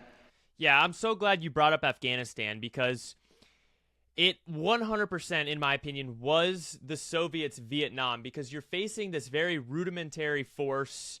The Soviets have a much larger, much more advanced force, but it turns into this stalemate and this drawn-out conflict that there's no real clear winner. This is very much the same as was in Vietnam. And talk about connections. I mean, the Soviet-Afghan war leads to Al-Qaeda and Osama bin Laden, which leads to 9/11, which leads to the War on Terror, which leads to blowback. No, yeah, the connections exactly. are incredible. There's so many connections from the Cold and we War. couldn't mention this, of course, with the very deep relevance of the Islamic Revolution in Iran. Yeah. In 1978-79, that overthrows the Shah, leads to the famous U.S. Tehran embassy takeover and hostage crisis, which hobbles Jimmy Carter during the 1980 election and isn't resolved until the moment Carter leaves the White House on January 20th, 1981. But it's fascinating. I actually even covered this for my college newspaper because, of course, there were Harvard connections. And one thing that was fascinating was, the loss of Iran, as it was called, the loss of the Shah, who had been viewed as a pillar of U.S. foreign policy under the Nixon doctrine. He was viewed as the pro-U.S. regional gendarme, regional policeman, was widely viewed as an American disaster. But I remember interviewing, because he came to speak on campus, William Sullivan, who had been the American ambassador in Tehran during the Iranian Revolution. And he spoke about something that I had hardly considered, which was, yes, this is a disaster for American policy, and the U.S. also lost an intelligence base that was never talked about, but it was very crucial in northern Iran near the Soviet border, because that's what the U.S. used to monitor Soviet missile testing and things like that. But what I became increasingly aware of, and the end of the Cold War and the new evidence has brought this more to the fore, is while losing Iran as an American ally, the fall of the Shah was definitely a major headache for U.S. foreign policy, and contributed to what Brzezinski would call the arc of crisis in the Near East and the Middle East.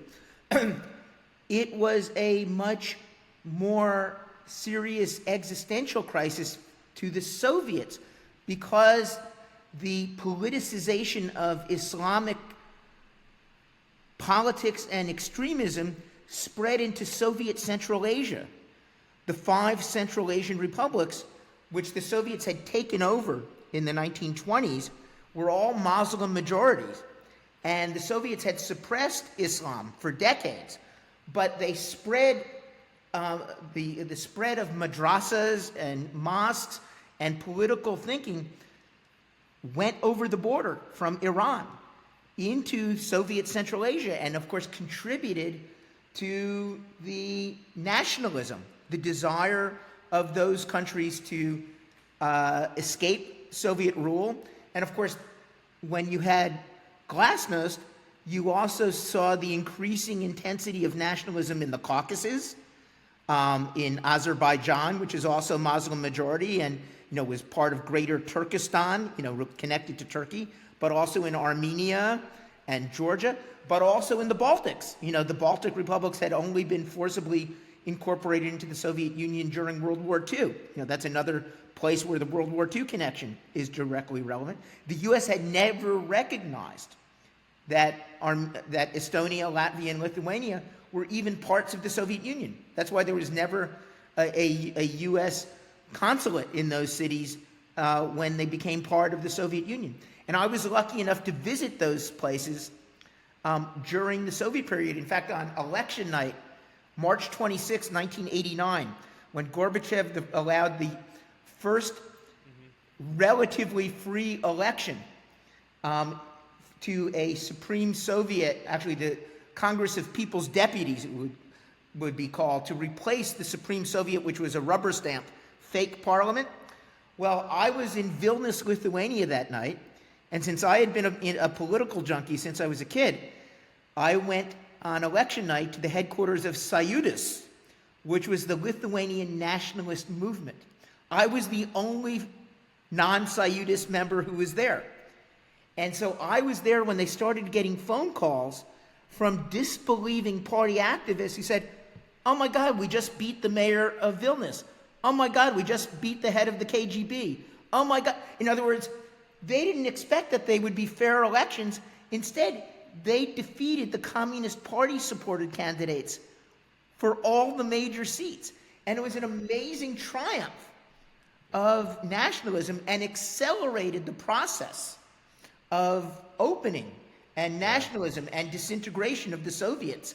And, the Baltics were a leading place. And, of course, by then, you also had nationalism growing in Ukraine, and we all know the eventual consequences of that. And even in places, even in Belarus, so there it was much more mild. But it was also very strong in Moscow and in Russia. In Moscow, Boris Yeltsin had become the chief opposition figure to Yeltsin, and being able to watch that struggle, that contributed to the Soviet collapse was absolutely fascinating. And as I said, when I visited, I would also go to, there were dramatic plays, dramatic rallies, and just talking especially to young people who now had access to foreign broadcasting. They were showing, films on television.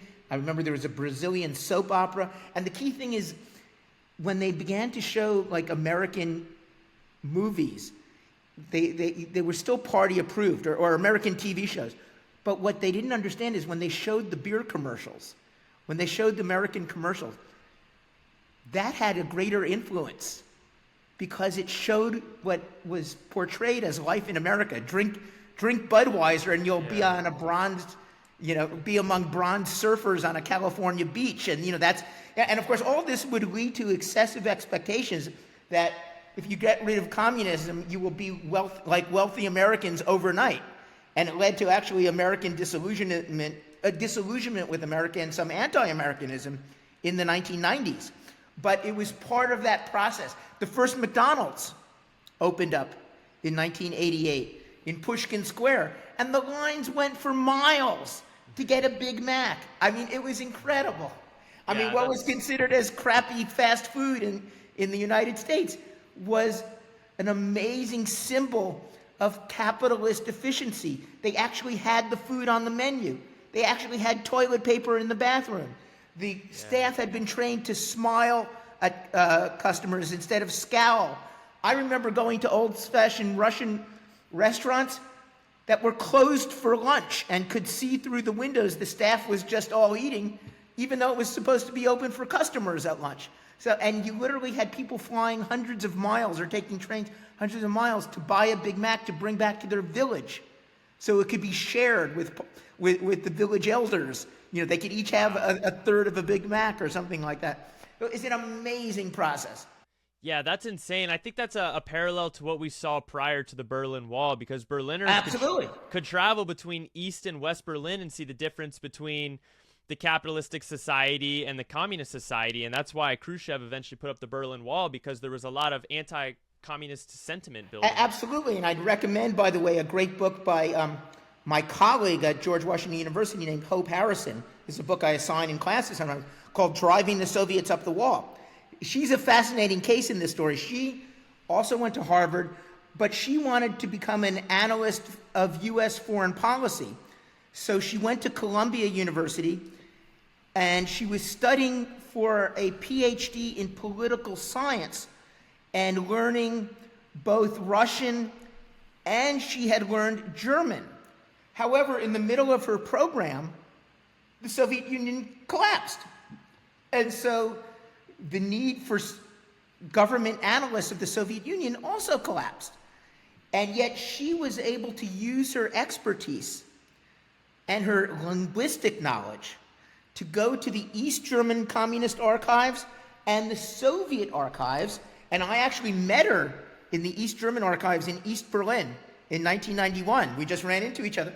But she was able to convert her dissertation to write about Soviet-East German relations between Nikita Khrushchev and Walter Ulbricht from 1953, when Stalin died, until 1961, when the Berlin Wall went up after the night of August 12th, 13th, 1961. And this became her first book, called Driving the Soviets Up the Wall. And she managed to get a tenure-track job as a historian, even though her PhD program was in political science. I know other people from that program who just completely dropped out on academia and joined business. One became a tire salesman for Goodyear or Firestone in Central Asia because he had learned Russian and things like that. But the whole field was in turmoil because the world was changing so dramatically. The other great thing to know about this is I actually contributed to a project called Telerevolution. And the important thing in East Germany is that they could, except for one benighted valley where you couldn't get the signals, they could watch television broadcast from West Germany. And also they could listen to radio broadcasts from West Berlin. The U.S. in the 50s and 60s had something called RIAS, Radio in the American Sector. And so the Soviets for many years were trying to jam these signals, or the East Germans tried to jam these signals. And of course Putin was then with the KGB in Dresden trying to impose order on the communist system. But the thing is, the East Germans could progressively hear how their West German compatriots had a much higher standard of living. And this actually was repeated in other countries of Eastern Europe. And also, we were just talking about the Baltic republics of the Soviet Union. In many places there, they could watch television broadcasts from Finland. And that included Western programs and Western news. And that just reinforced the anti-Soviet nationalism in those countries. And so, the increase in technology, is also a factor that needs to be integrated into the whole story. Yeah. I'd love to ask you about the Chrome Dome program, which is something I learned rather recently during my deep dive into the Cold War, which was the program that kept B-52s airborne with nuclear bombs 24/7, and some of these broken arrow incidents where collisions would happen. And I have to mention a couple of things. First off, most importantly, tell me you have seen Dr. Strangelove. I watched your insider video where you have to see it, where you talked about it, and I was gonna watch it in preparation for this interview. I feel like such a horrible host for not watching it in preparation. No, I'm thinking. But I have not watched it, and I am a huge film nerd. So I love movies. I love Kubrick, and I haven't seen. I know it. I'm a well. Listen, I saw when I was not yet 8 years old, 2001, when it came out in April 1968. I think it's the greatest sci-fi movie of all time. And actually, I'm an old science fiction fan. I have to ask, who are your... And also, as an elitist science fiction fan, we always insist on using the abbreviation SF instead of sci-fi, because it's not science fiction. But I have to ask, who are your favorite science fiction authors? I'm not a big science fiction reader. I really only read history. Listen. First of all, Isaac Asimov. Okay. He was one of my idols as a kid, and I was lucky enough to meet him at science fiction conventions. I used to go to science fiction conventions and also Star Trek conventions. Got to read Arthur C. Clarke, because it's Arthur C. Clarke's story, The Sentinel, that inspired Kubrick to do 2001. Really? And not only that, Kubrick and Arthur C. Clarke collaborated on 2001, and there's a great book about this, about their collaboration. Wow. And Arthur C. Clarke wrote the novelization of 2001. Also, the best contemporary science fiction writer is a guy named Kim Stanley Robinson. That's 3 words. Kim, I got space it. Stanley, and then Robinson. He did a fantastic Martian trilogy. He's done great books about the future related to climate change, about Antarctica, about Mercury, about interstellar travel. I mean, it's fantastic. Yeah. I will say I have read Frank Herbert's Dune, and that I really did love that. Yeah. Okay, if you like that, then let me just give you 2 other names, because Arthur C. Clarke and Isaac Asimov were famous authors of what was known as hard science fiction. In other words, they very much emphasized this science. Dune is much more a practitioner, Frank Herbert, practitioner of more soft, more psychological. Yeah, I know he was But let me just recommend 2 other names that you should know about. My idol, one of my idols as a kid, and I got to interview him for my high school newspaper, which is one of the highlights of my youth, was Harlan Ellison. First name Harlan, Harlan. Last name Ellison, Ellison. And he also wrote the most famous episode of Star Trek, The City on the Edge of Forever.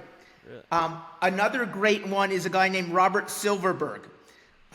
Anyway, there's a long way to go. And it actually connects to what we were talking about before, about life in the Soviet Union and the Soviet Empire. In many of these countries, and Poland is a key example, but also in the Soviet Union, because you could not directly criticize the system,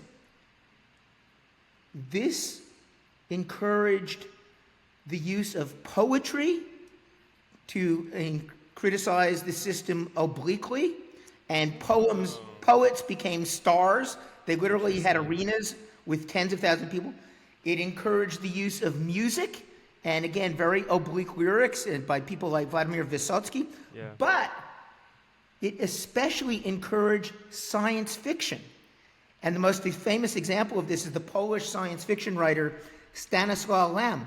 Because when you're writing about societies in the 2500s or the 2200s or, interstellar, intergalactic travel, you could be much more candid than when you were writing about the present or the recent past. And yet, you can convey, all sorts of non-party approved morality. Sort of like, there's a funny debate, on what influence Lenin had on the collapse of the Soviet system. And of course, I'm talking about John Lennon and the Beatles, because there are cases, including one of Gorbachev's interpreters, of the Beatles were banned officially in the Soviet Union in the 1960s, but surreptitiously copies of their music were smuggled in, and their whole moral ethos so contradicted the state party approved morality that it encouraged the growth of anti-Soviet system. Actually, it's so funny, of all the things I've ever written, the piece of writing that got the greatest response, I think in the thousands, at least in the many hundreds, was when Ronald Reagan died in 2004. And all of the obituaries, including like on CBS and other, said the man who won the Cold War died yesterday. And I wrote an op-ed piece for the Washington Post in the Sunday Outlook saying, well, actually it's a little more complicated than that. Right. And actually most serious analysts believe internal factors were more important. Not only that, both Reagan and Democrats, made key decisions in the containment policy, for 45 years after World War II. It was Truman who created NATO and saved the Berlin airlift.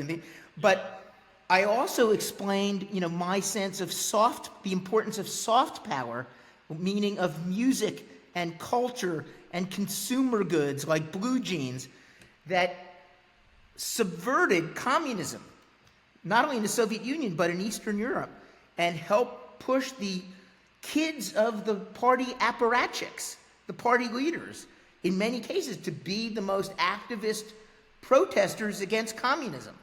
And when that appeared in the Washington Post, I literally got hundreds and hundreds of emails, including from like ambassadors, and things like that, people who had worked for Reagan, some agreeing, some disagreeing, but, it's a fascinating debate, how even things like science fiction, music, and poetry, have to be incorporated into the story. It's amazing the impact that culture can have on history. Absolutely, absolutely. And there was an old historian at Harvard back in the 70s and 80s and 90s named Akira Irie, who focused on U.S.-Japan relations. And then it was a very active subject to study Pearl Harbor and Japanese decision-making. And, frankly, Americans still relied on transcribed, partially declassified interviews of captured Japanese prisoners after World War II. But almost none of the books were written by anyone who knew Japanese or had lived in Japan or knew Japanese language or culture. And Akira Irie had a Japanese background, was fluent in Japanese, was a professor of international relations at Harvard, and started saying, wait a minute, don't take your United States political science theories and models and interpretations of decision-making and just project them onto Japan. You have to understand Japanese culture and Japanese history and Japanese societal experience. And this is a lesson that is very much attempted to be applied to Cold War history. You got to know not just what, Stalin and Khrushchev were doing in the Kremlin. You got to understand Soviet society, Chinese society, German society, and culture in all of those cases. Now, it doesn't mean you can quantify that that was more important, or it was 33% this and 22% that, but it is clearly a confluence of factors that needs to be taken into consideration, even if for a long time, like old-fashioned historians or political scientists would sometimes say, oh, in the West, in the United States, you have free elections, so you have to seriously analyze domestic politics. But in the Soviet Union, in China, it was just single dictators, or at the most, a Politburo of a Communist Party. That's all you need to know about. Well, to an extent, they have a good point. But we've learned more and more that that's not enough in terms of having a feel for how decision-making took place, or how decisions were enacted or implemented, in those countries, and the interaction of different levels of society, even if you had a dictatorship. Yeah, 100%. I'd love to go back to the Chrome Dome, though. Walk me through the Chrome Dome program and some of these broken arrow incidents that eventually led to its downfall, I guess. Well, the other thing I was going to say is, I told you I'm a space buff, and okay, here's another thing for your bucket list. Have you ever seen a total solar eclipse? Yes. Well, not Where? not a, Which not, one? No, not a total one. Not a total one. Okay. If it's not total, it doesn't count. Okay. This is an important thing. Even if it's 99%, it's like a normal day. If you're not wearing the glasses. Yeah. No, you have to go to totality. It is one of the most phenomenal experiences in the world, and I've seen a few of them. But since you're not a space nerd, you probably don't know. Have you ever heard of what's called an annular eclipse? No. Okay. You know that the moon orbits the Earth, right? Yes. Okay. What shape is that orbit?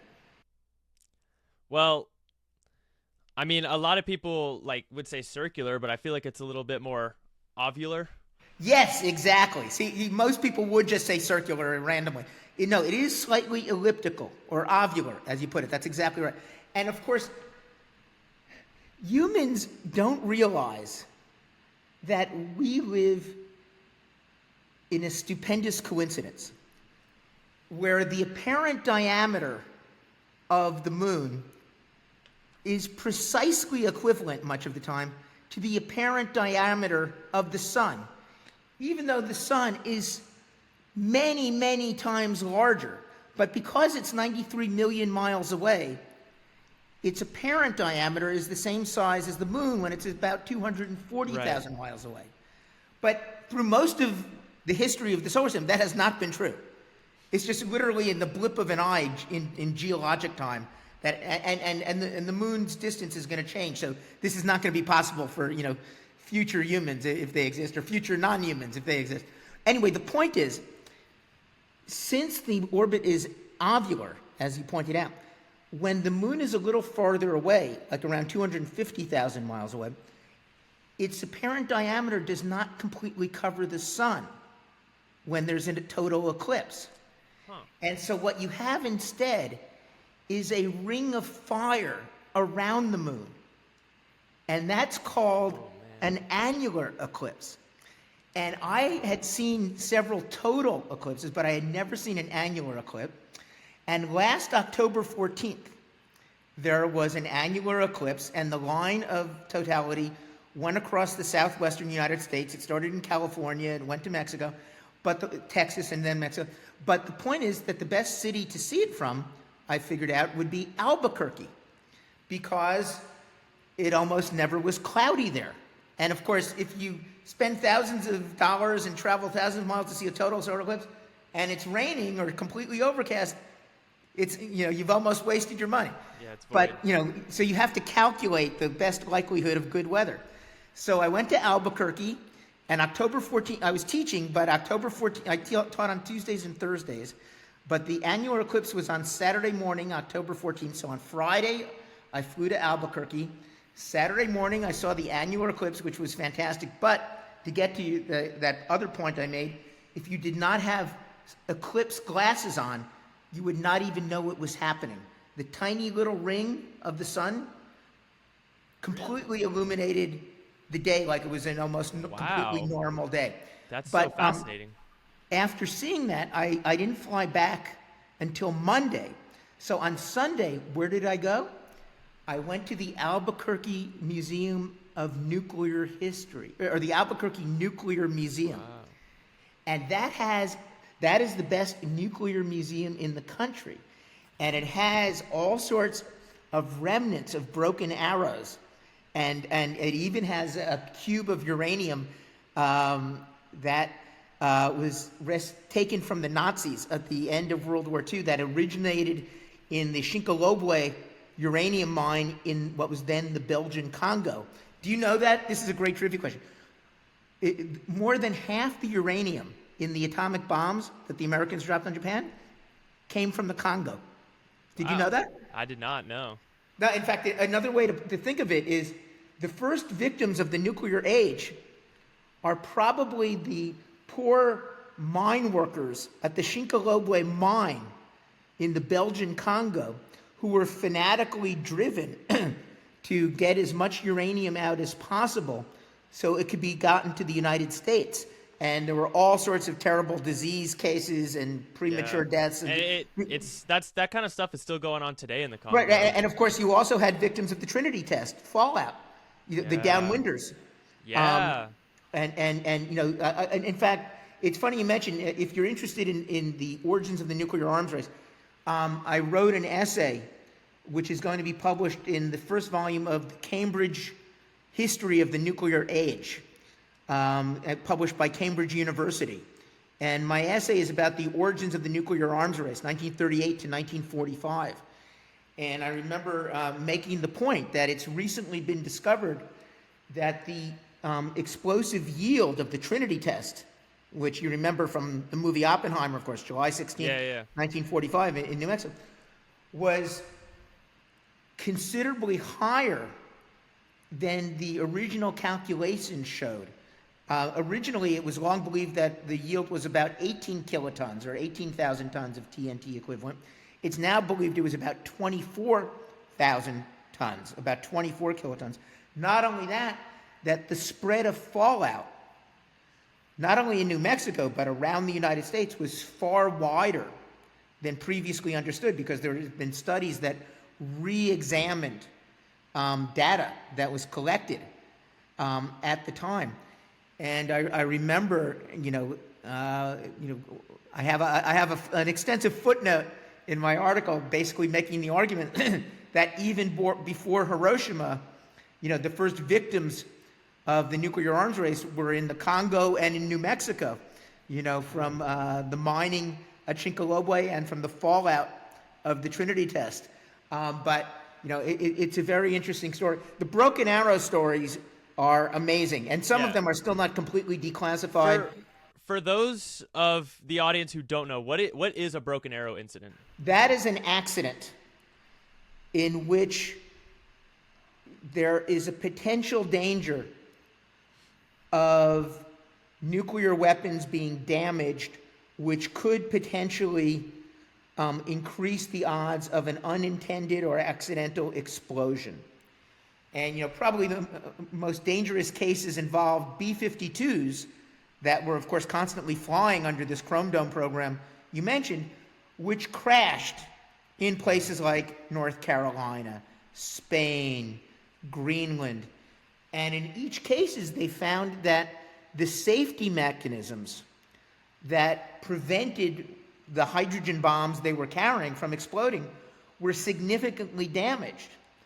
And I believe in the North Carolina case, either 5 of 6 or 6 of 7 of the safeties were destroyed or disabled. Now, of course, there were other accidents. In fact, here's another movie for you. Did you ever see the movie War Games? I did. I have seen that one. And I was going to ask you about that later, but I saw that in 1983 in Manhattan. Absolutely, there were a number of cases, both on the American and on the Soviet side. In fact, in September 1983, just as War Games, was coming out, there was an accident where a Soviet defense outpost near Moscow detected 5 American nuclear missiles incoming, And standard procedure would have been to notify those who could order retaliation.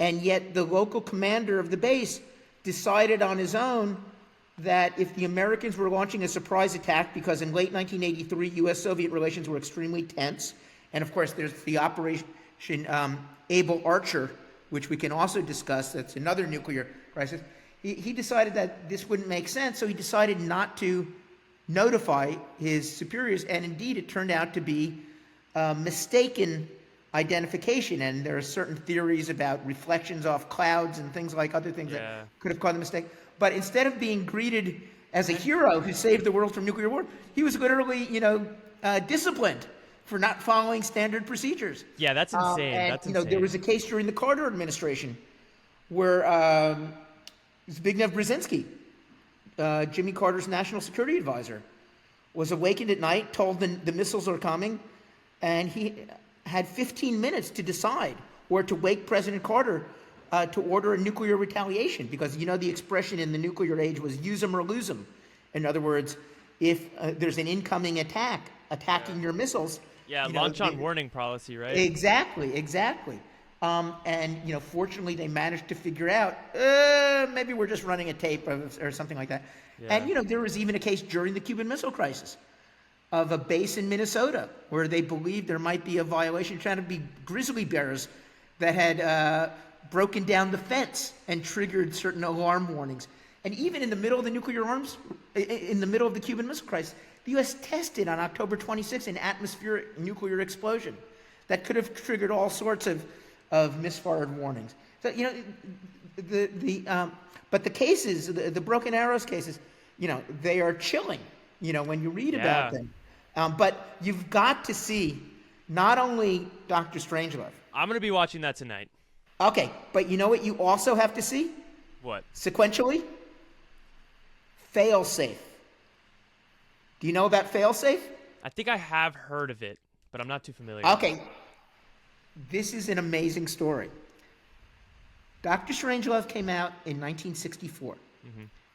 The same year, another great movie about accidental nuclear war, and I won't give away the plot because it's so amazing. Yeah, no spoilers. Came out, and I don't know if you know, because there's a literature and there's some great articles. I should send you the CV for the syllabus for my classes. So please do. I would love that. Because I assign a couple of these things to my students in my annual nuclear history class. Kubrick actually set out to make a serious movie.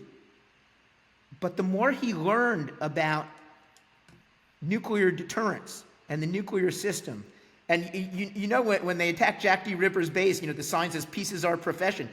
The Strategic Air Command literally had that. A lot of reviewers thought that was satire, but it wasn't. Kubrick, at a late stage in working on the movie, changed his mind and said, this has to be satire. This has to be black comedy. And he brought in Terry Southern, the brilliant comic writer, to work on the screenplay. And of course, Peter Sellers, gave his incredible performance. But at the same time that he was making Dr. Strangelove, Failsafe was made, and it plays accidental nuclear war completely seriously. And yet it is brilliantly done. It had people like Henry Fonda. I don't know if you remember, him. He was a great actor. And I'm blanking on the director, but it was a very prominent director. And it was so funny. Kubrick actually threatened to sue them because he thought that their movie would copy or interfere with the audience for Dr. Strangelove. They came to an agreement that it could come out 6 months after Dr. Strangelove. But you have to see both of them. I remember at a science fiction convention going and watching both of them sequentially in a double feature. And they both work on their own terms.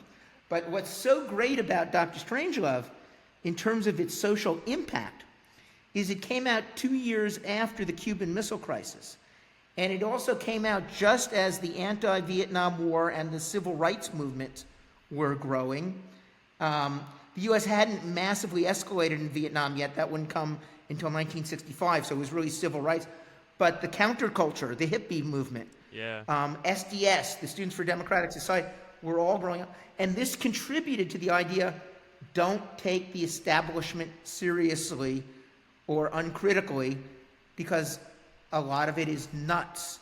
And this was Kubrick's way of saying, you know, the nuclear deterrence orthodoxy Yeah.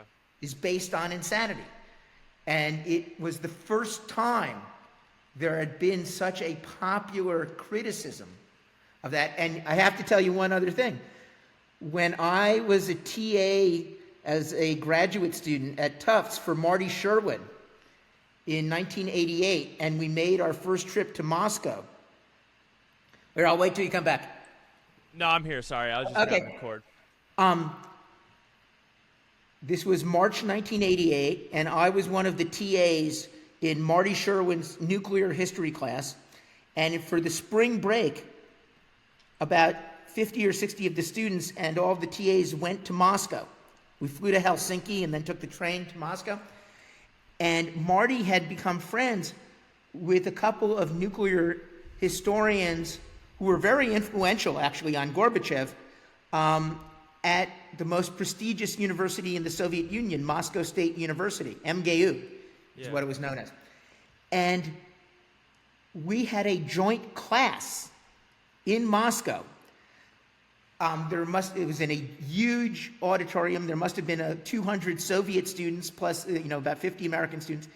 But what we did is we showed Dr. Strangelove, and this was the first time it had ever been shown publicly in the history of the Soviet Union.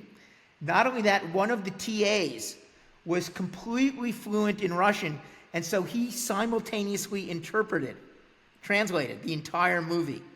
And the reactions were fascinating, because like about half the students, mostly physics students, complained that it made fun of the Soviet Union, that it was too anti-Soviet. Whereas the other half, the history students, understood that no, it was making fun of the system of both sides. Yeah. And it was critical of, the fact that both Moscow and Washington had brought the world into this ridiculous situation.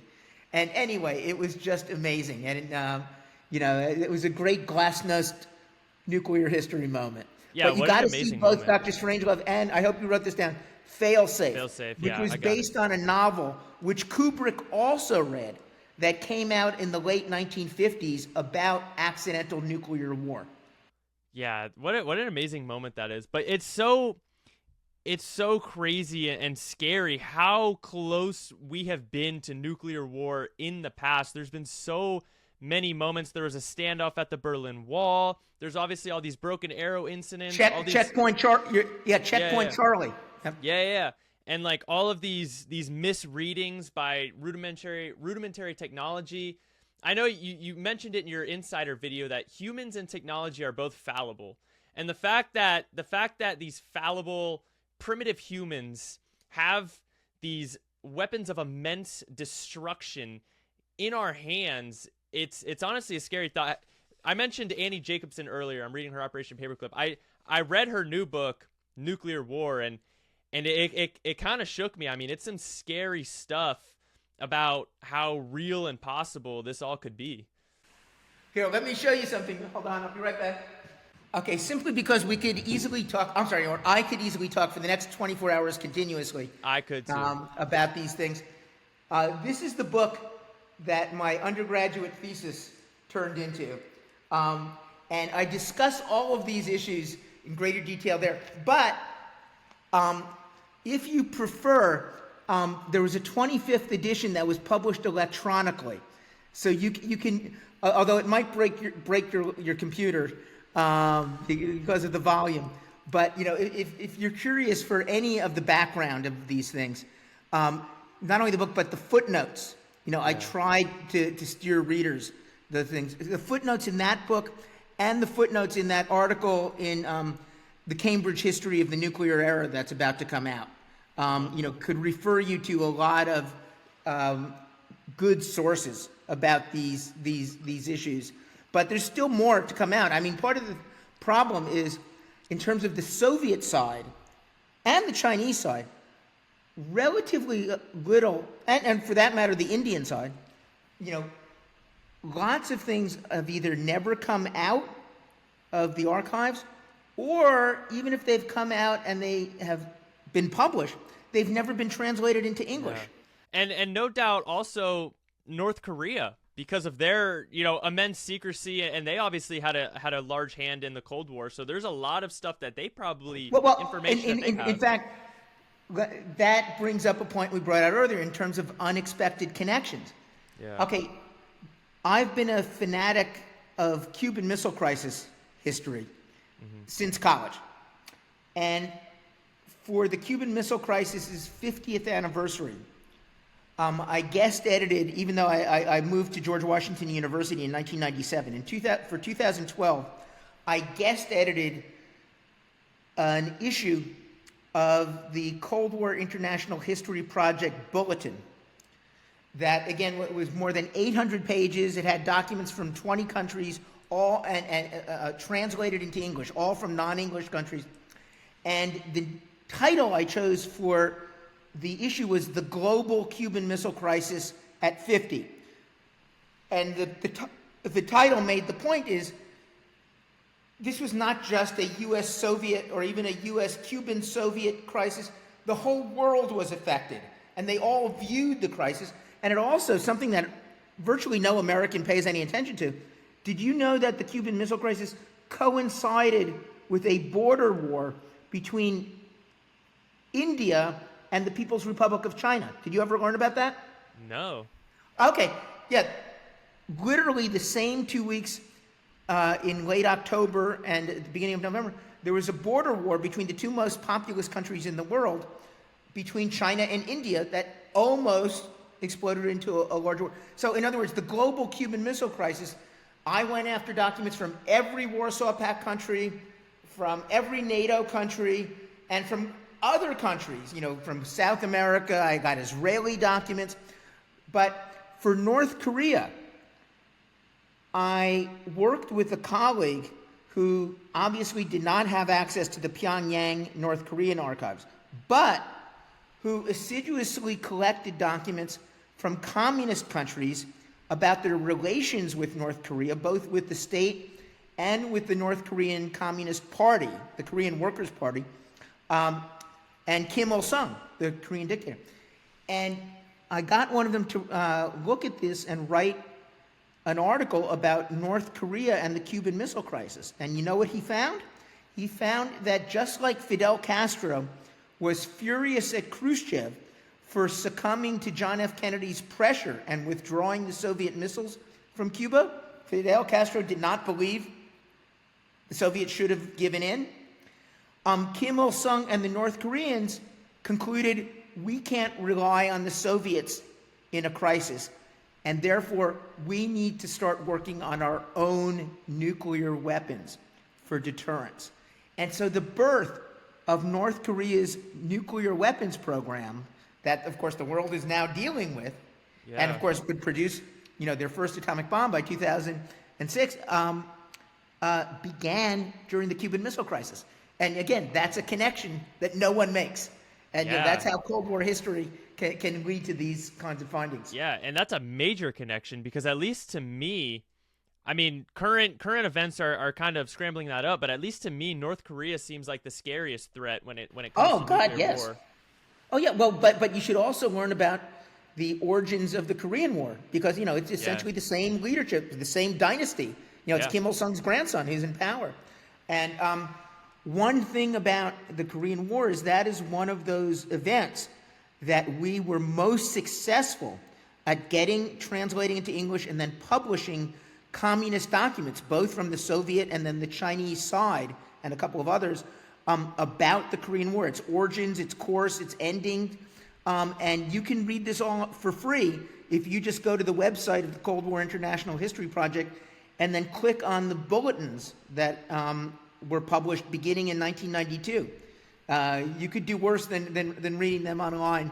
I mean, back in the old days, they were printed, but it has fantastic evidence, including the correspondence between Stalin and Mao and Stalin and Kim Il-sung, leading up to the war, at the beginning of the war, leading up to the Chinese intervention in the war, during the war, and at the end of the war, and then following Stalin's death, culminating in the armistice on July 29th, 1953, that is still in effect. I mean, the war has never ended. There's only a ceasefire.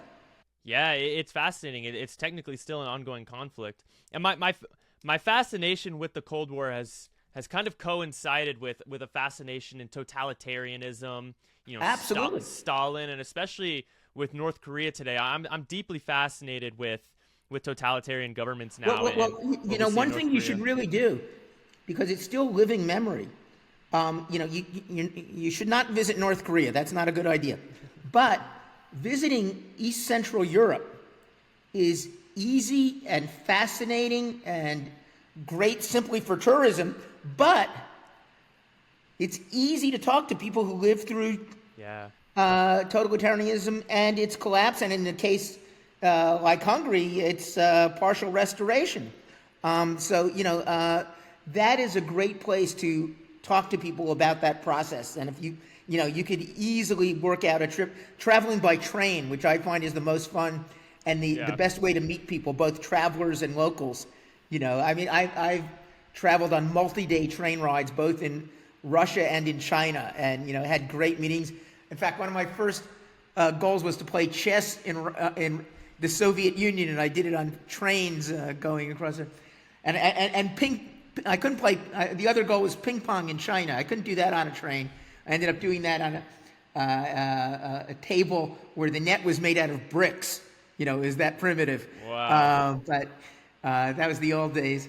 But anyway, if you're curious about that, which is a great subject to be curious about, that would be the most fun and the easiest.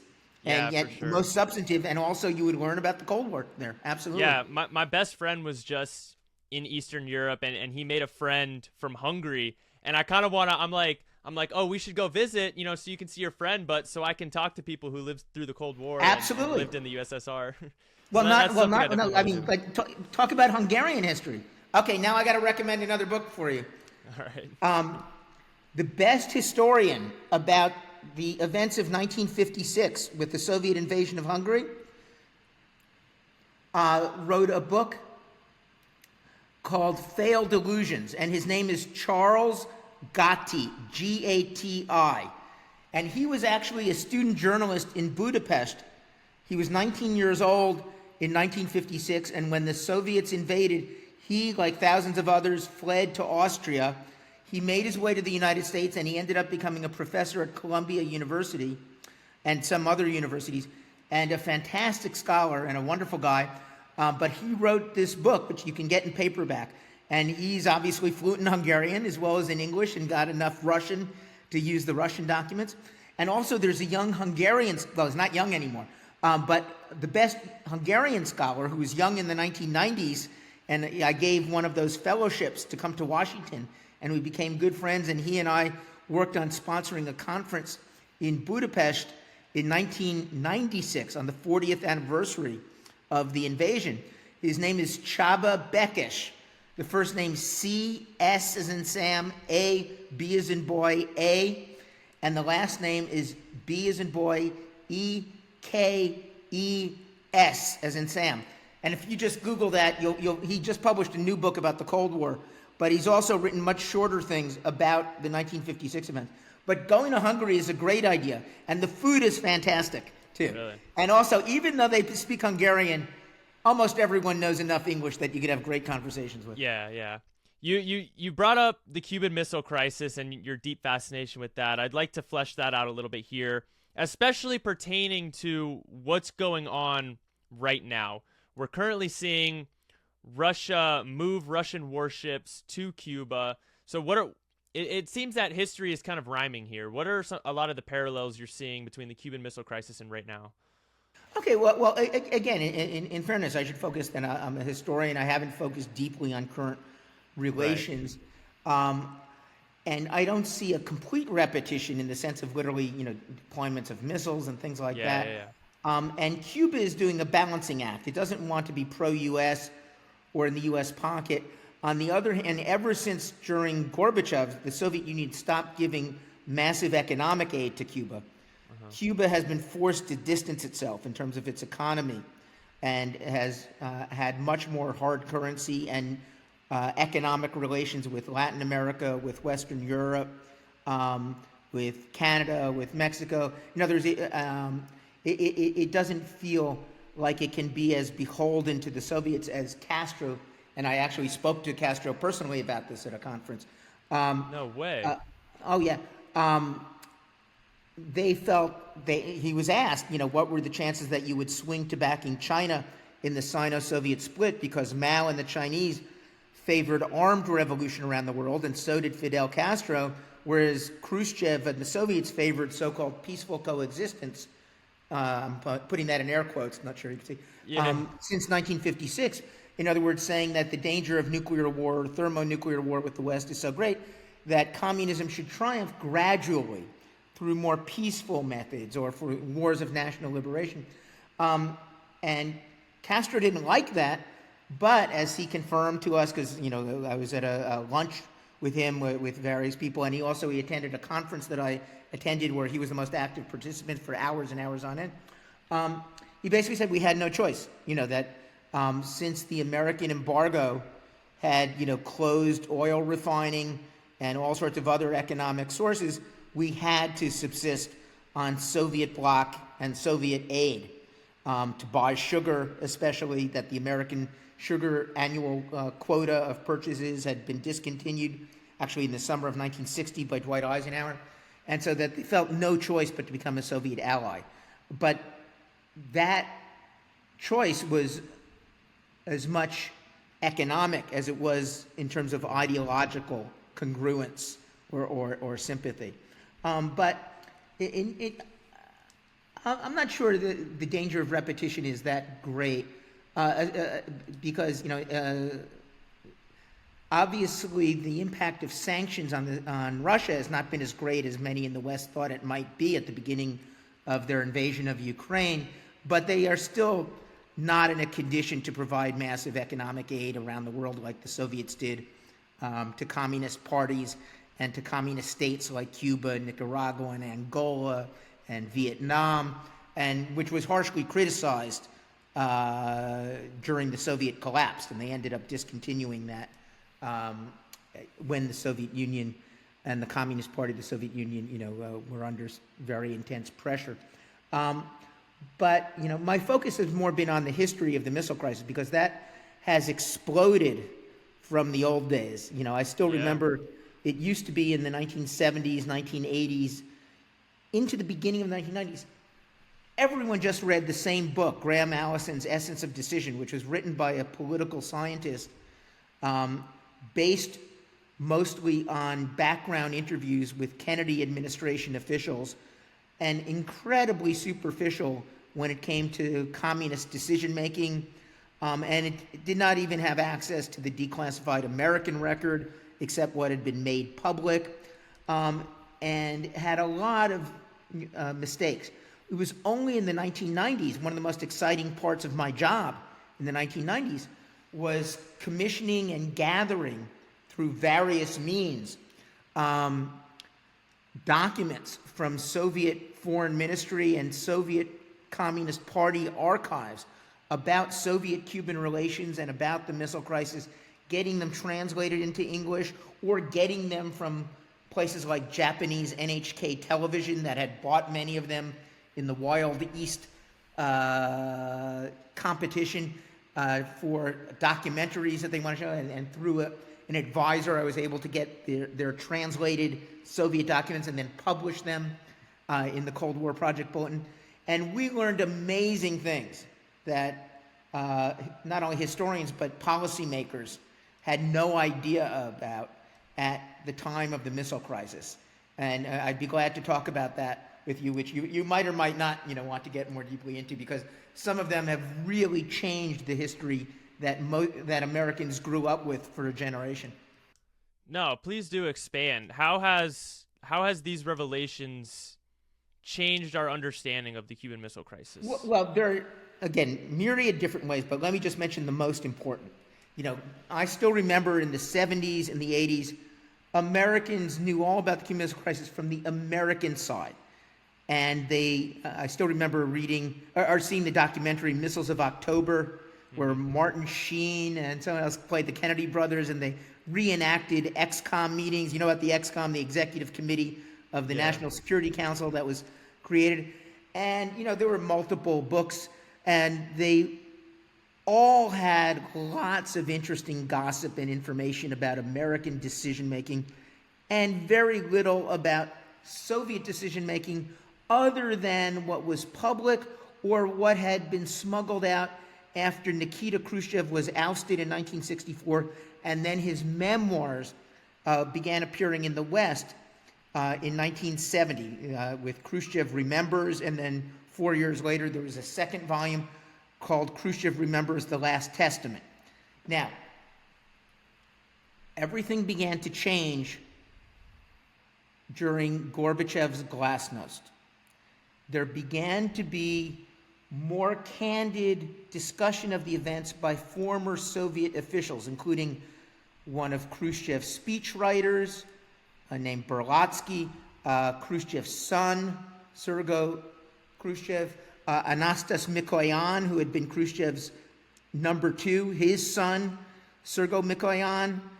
So you began to have more candid evidence in terms of oral history. For those who don't know, what was Gorbachev's Glasnos? Gorbachev somehow became the first secretary, the general secretary of the Communist Party of the Soviet Union, which was the de facto leader of the Soviet Union, in March 1985, after 3 Soviet leaders died in 3 years. They were all geriatric. First, in November 1982, you saw the death of Leonid Brezhnev after 18 years in power. Then you had the KGB chief, Yuri Andropov, take over. He died in February 1984. Then you had an apparatchik, or sort of party official who is not considered very impressive, named Konstantin Chernenko. He died after just a year and a month in power. And Gorbachev, who was in his late 50s, he was the new generation. He had been on the Politburo. He had been sort of a protege of Andropov to some extent. He became the leader in March 1985. And it did not take long, because he had actually visited Canada, he had visited the United Kingdom. He had a feeling that the West was pulling further and further ahead of the Soviet Union, and the Soviet Union needed to reform. And he was one of the millions of Soviets who viewed the Brezhnev period especially as the zastoy, or the period of stagnation, where the economy had lagged and also where there had been massive corruption. And no one really believed in communism, but people were opportunists. They had to become members of the party to get jobs and things like that. Stalin and Khrushchev, there had been no reform possible, although Khrushchev had attempted reform in the mid-1950s. There had been the thaw after Stalin's death, but he had to constrict that in the early 1960s before he was thrown out in 1964. When Gorbachev came to power, he was determined to embark on reform, both economic reforms to try to make the system more competitive with the West, and political reforms to try to make the system more honest, so corrupt officials could be expelled from power either through more honest elections or through more honest party procedures, and in foreign policy, because he wanted to have better relations with the West, especially Western Europe, the United States, Japan, to increase commerce, increase trade, and increase access to Western technology, because he began to realize that in computers, possibly in military gear, the Soviet Union was falling further and further behind. So he embarked on a reform project, and there were two best-known parts of it. One was a word known as perestroika, which was the Russian word for restructuring. And that was to actually an attempt to try to introduce elements of capitalism, or at least market economics, into the system so it could try to function more effectively and more efficiently and produce more. And that was done very gradually, because it it ran up against all sorts of vested interests that didn't want to be challenged. But also, Gorbachev started to increase candor about previously too sensitive topics, and that was known as Glasnos, which came from a Russian word for voice, and that became increasingly a way for Russians to speak more candidly about corruption, but also, and this is something that Gorbachev underestimated, for residents of places like the Baltics, the Caucasus, Ukraine, Central Asia, to speak more candidly about their nationalism. I mean, for example, they had been forced to become republics of the Soviet Union. They had been forced to ditch their national flags and have new flags that were designed in Moscow. In many cases, their leaders were Russians who had been chosen in Moscow by the Communist Party. They really wanted to move away from that. And under Glasnost, they could express those criticisms more frankly. And even more so, one thing that Gorbachev never expected is that the criticism became so strong, especially because there were things to complain about. Not only the war in Afghanistan, which was continuing to send home Russians in body bags and dragging on in a deadlock, but of course in April 1986 you had Chernobyl. And that was a disaster that was covered up. It was only revealed when the radiation penetrated into places like Sweden and Poland, and they could see it, how much it had gotten out. There were officials who tried to cover it up and even distribute food that was infected, things like that. And, this dramatically expanded criticism, especially in Ukraine, but also in Russia. And so there were more and more complaints. But what really culminated things is the criticism began to reach even Soviet foreign policy decisions like the invasion of Czechoslovakia, the invasion of Hungary in 1956, but also even back to Lenin. And Lenin was like the George Washington of the Soviet state. He was the founding father. And when you begin to challenge Lenin, you're completely challenging the legitimacy of the Soviet state from another direction, from those who were challenging it from the nationalistic perspective because they wanted to break up the Soviet Union because they felt they should not be part of it. And so, this is really approaching an existential crisis. It really becoming an existential crisis for Gorbachev. But Glasnost, what matters to Cold War historians is history and sources.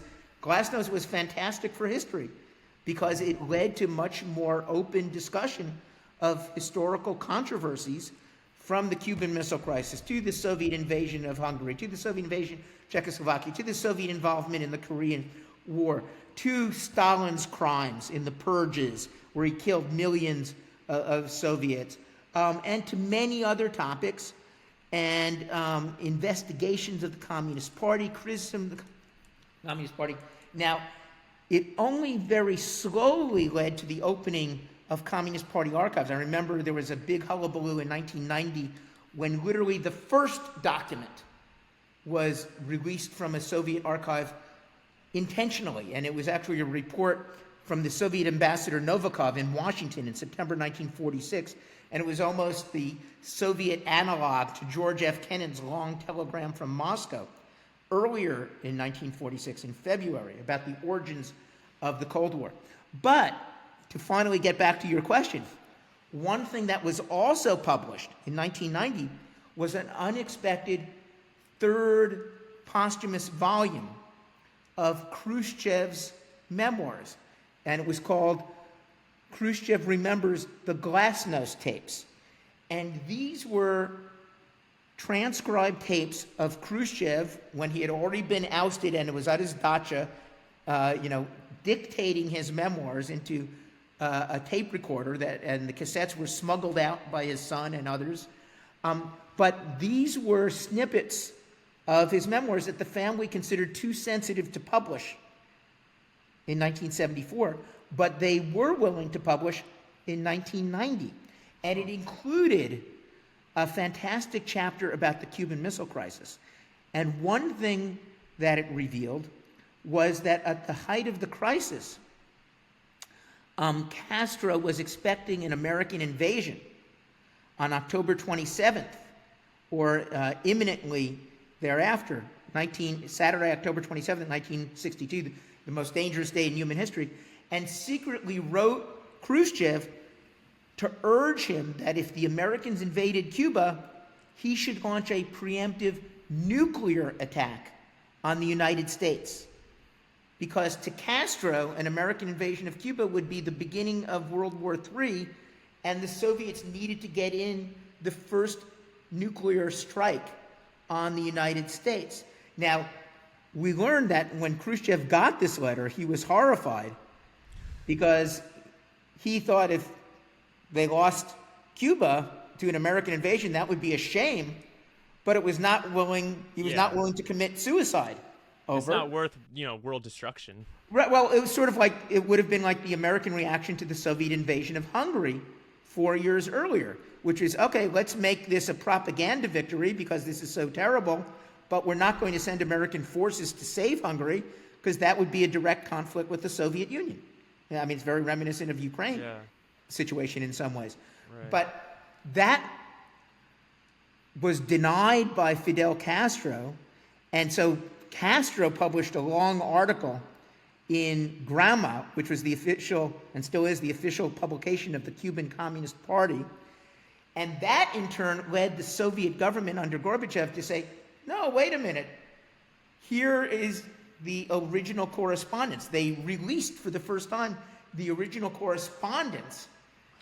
And it confirmed that Castro had urged, albeit using a couple of euphemisms, a preemptive thermonuclear attack on the United States if the U.S. invaded Cuba. But the key thing is it greatly stimulated additional evidence. The other that's one of the two main most important things we've learned in terms of how that might have contributed to the end of the crisis, because the history that had emerged just from U.S. sources is that on Saturday night, Bobby Kennedy, John F. Kennedy's younger brother, who was the Attorney General, had secretly met with Anatoly F. Dobrynin, who was the Soviet ambassador in Washington, and told him that Kennedy would orally, secretly agree that if the Soviets removed their missiles from Cuba, that within 5 months the Americans would remove their Jupiter medium-range nuclear missiles from Turkey, but would not agree so publicly and would not agree in writing. And many accounts had been written presuming that that was what allowed Khrushchev to agree to remove the missiles from Cuba, which is what he publicly announced on Sunday, October 28th. However, what we learned gradually after the revelation of Castro's letter to Khrushchev is that Khrushchev had gotten so upset about this letter and so worried about the missile crisis spiraling out of control, because also that same day, October 27th, an American U-2 plane had been shot down over Cuba and the pilot had been killed, but Khrushchev had not authorized this.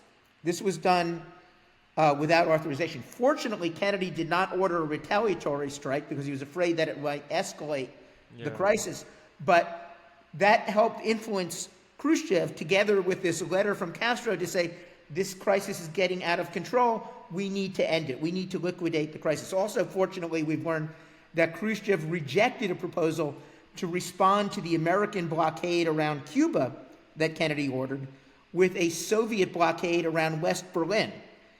And a couple of important officials, including the deputy foreign minister and the Soviet ambassador in Washington, urged this. But Khrushchev decided, no, one crisis is enough. We don't need to start that one. And that was very lucky because Kennedy expected him to do that. And that would have made the missile crisis much more dangerous. Now, the second most important thing that we've learned that has really changed some of the history and the debate took place actually the first week after the Soviet Union went out of existence and was replaced by Russia. That happened in the last week of December 1991, and coincidentally, there was a conference in Havana on the Cuban Missile Crisis of U.S. former scholars, people like Robert McNamara, who are still alive, McGeorge Bundy, who is still alive, Arthur Schlesinger, American scholars and international scholars, also Cuban officials, including Fidel Castro, who was there for the whole conference, and also former Soviet officials, both civilian and military. And so that conference took place the first week of January 1992.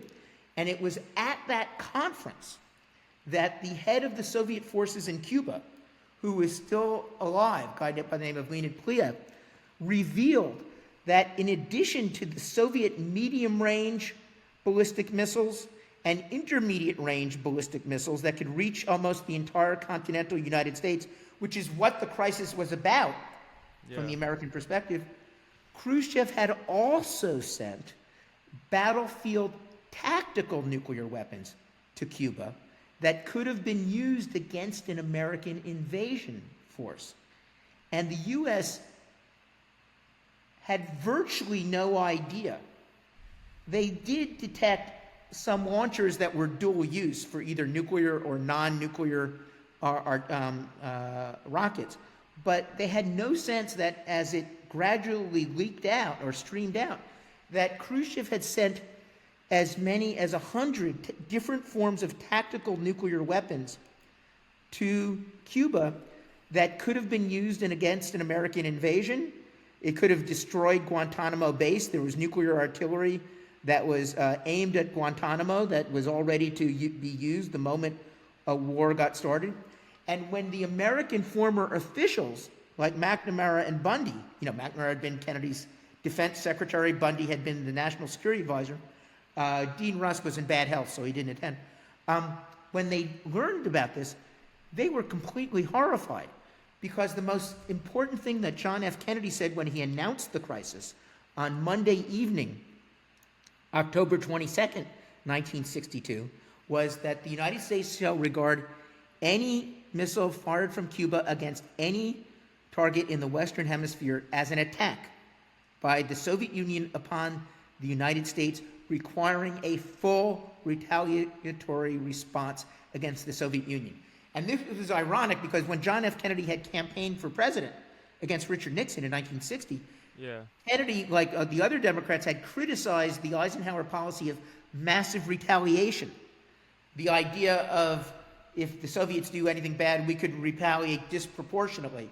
Instead, Kennedy supported the idea of flexible response, the idea of proportionate retaliation and an ability to be involved in limited wars, even limited regional wars that might turn nuclear, to up the rungs of the escalation ladder in order to avoid all-out nuclear war. But when the missile crisis happened, Kennedy flipped right back to massive retaliation because he was threatening the Soviets. You do anything with those nuclear weapons, and we are going to completely destroy you.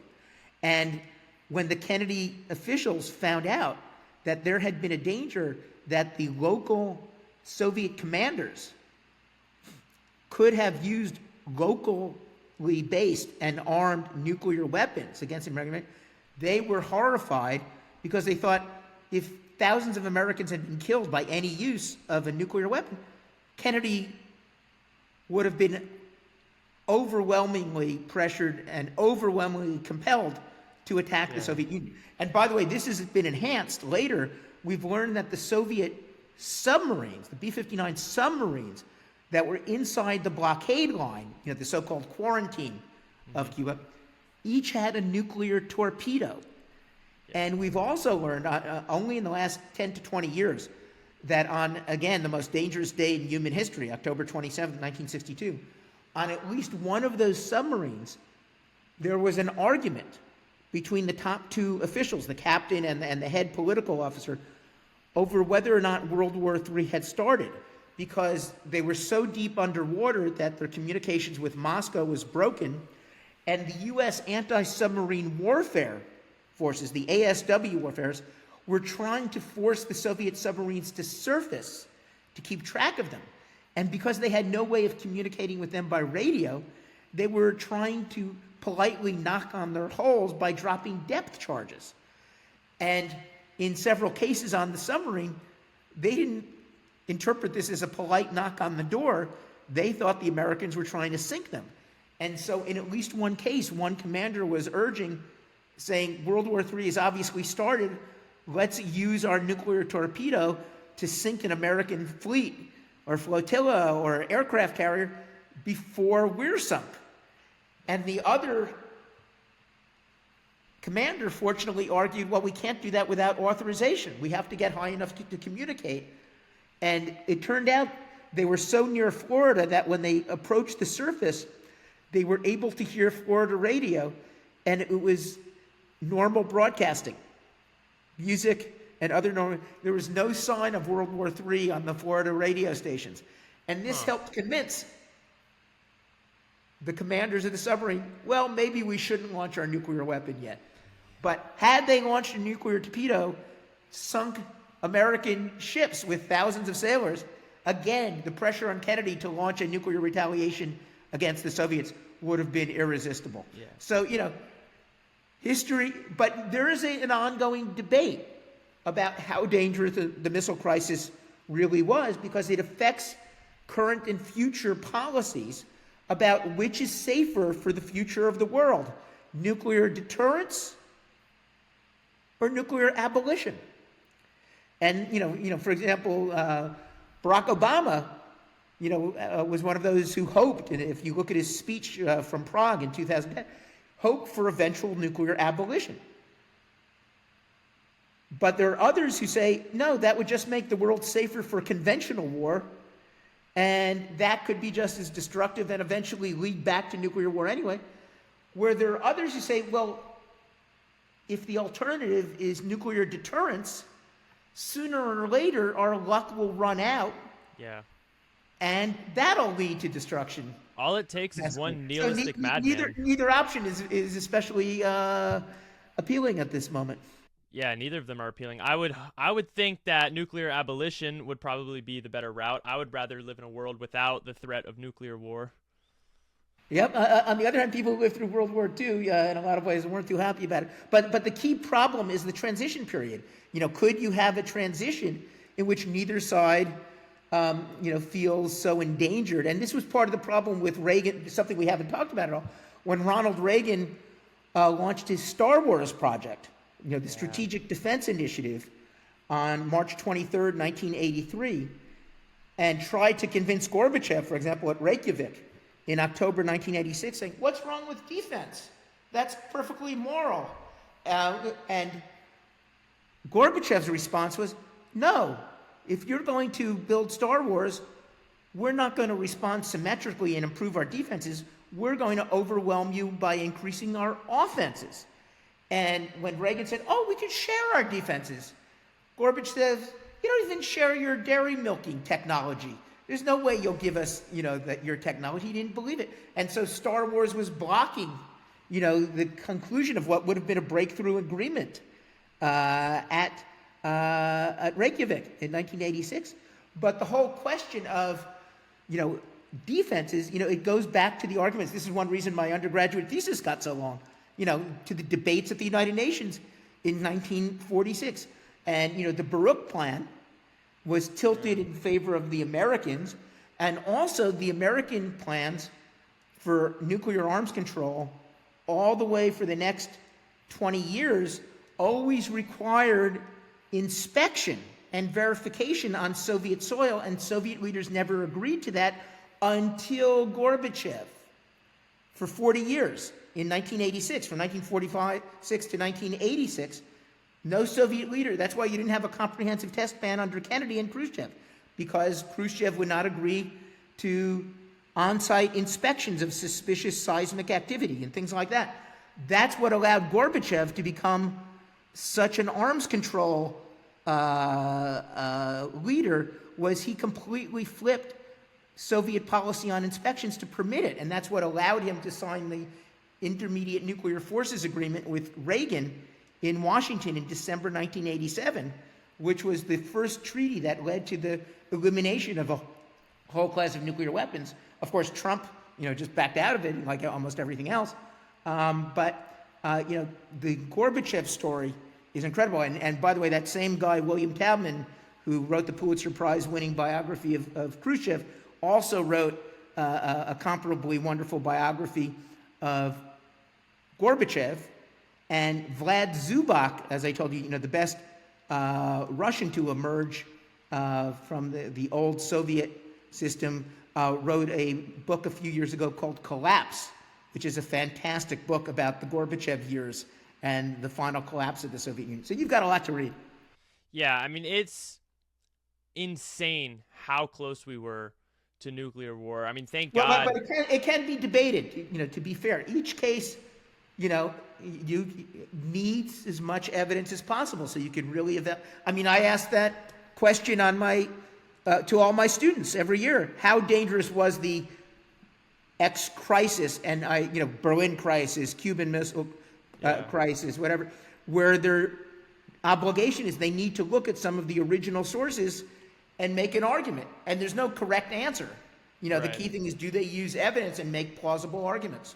You mentioned that it's important to look at the Soviet perspective and the Cuban perspective and the Chinese perspective when looking back at history and the documents that have surfaced. What role do you think empathy and open-mindedness play in history? How important do you think it is to be empathetic when studying history? Oh, I think it's crucial. It doesn't mean you agree necessarily, but trying to understand and comprehend, why actors do what they do, requires that. I mean, reading a biography of Hitler doesn't mean you agree with Hitler. On the other hand, trying to understand, why history goes in certain directions, I mean, that's very basic. And if you only have the evidence from one side, that obviously makes it more difficult. And so, even though I can barely speak English, and I can speak, sort of pathetic or read pathetic Spanish and Portuguese, which is helpful for dealing with documents from the Brazilian archives, which I've visited multiple times, a little bit of a couple other languages, clearly incorporating the cultural, linguistic, historical perspectives of people who understand that history much better is crucial. Yeah, for sure. And by the way, I should, there's some people who would say, oh, but I'm just studying American history. Well, if you want to study the impact of American decisions and actions, and also the acuity of American decisions and actions, it really helps to understand the interactions with other countries and how other countries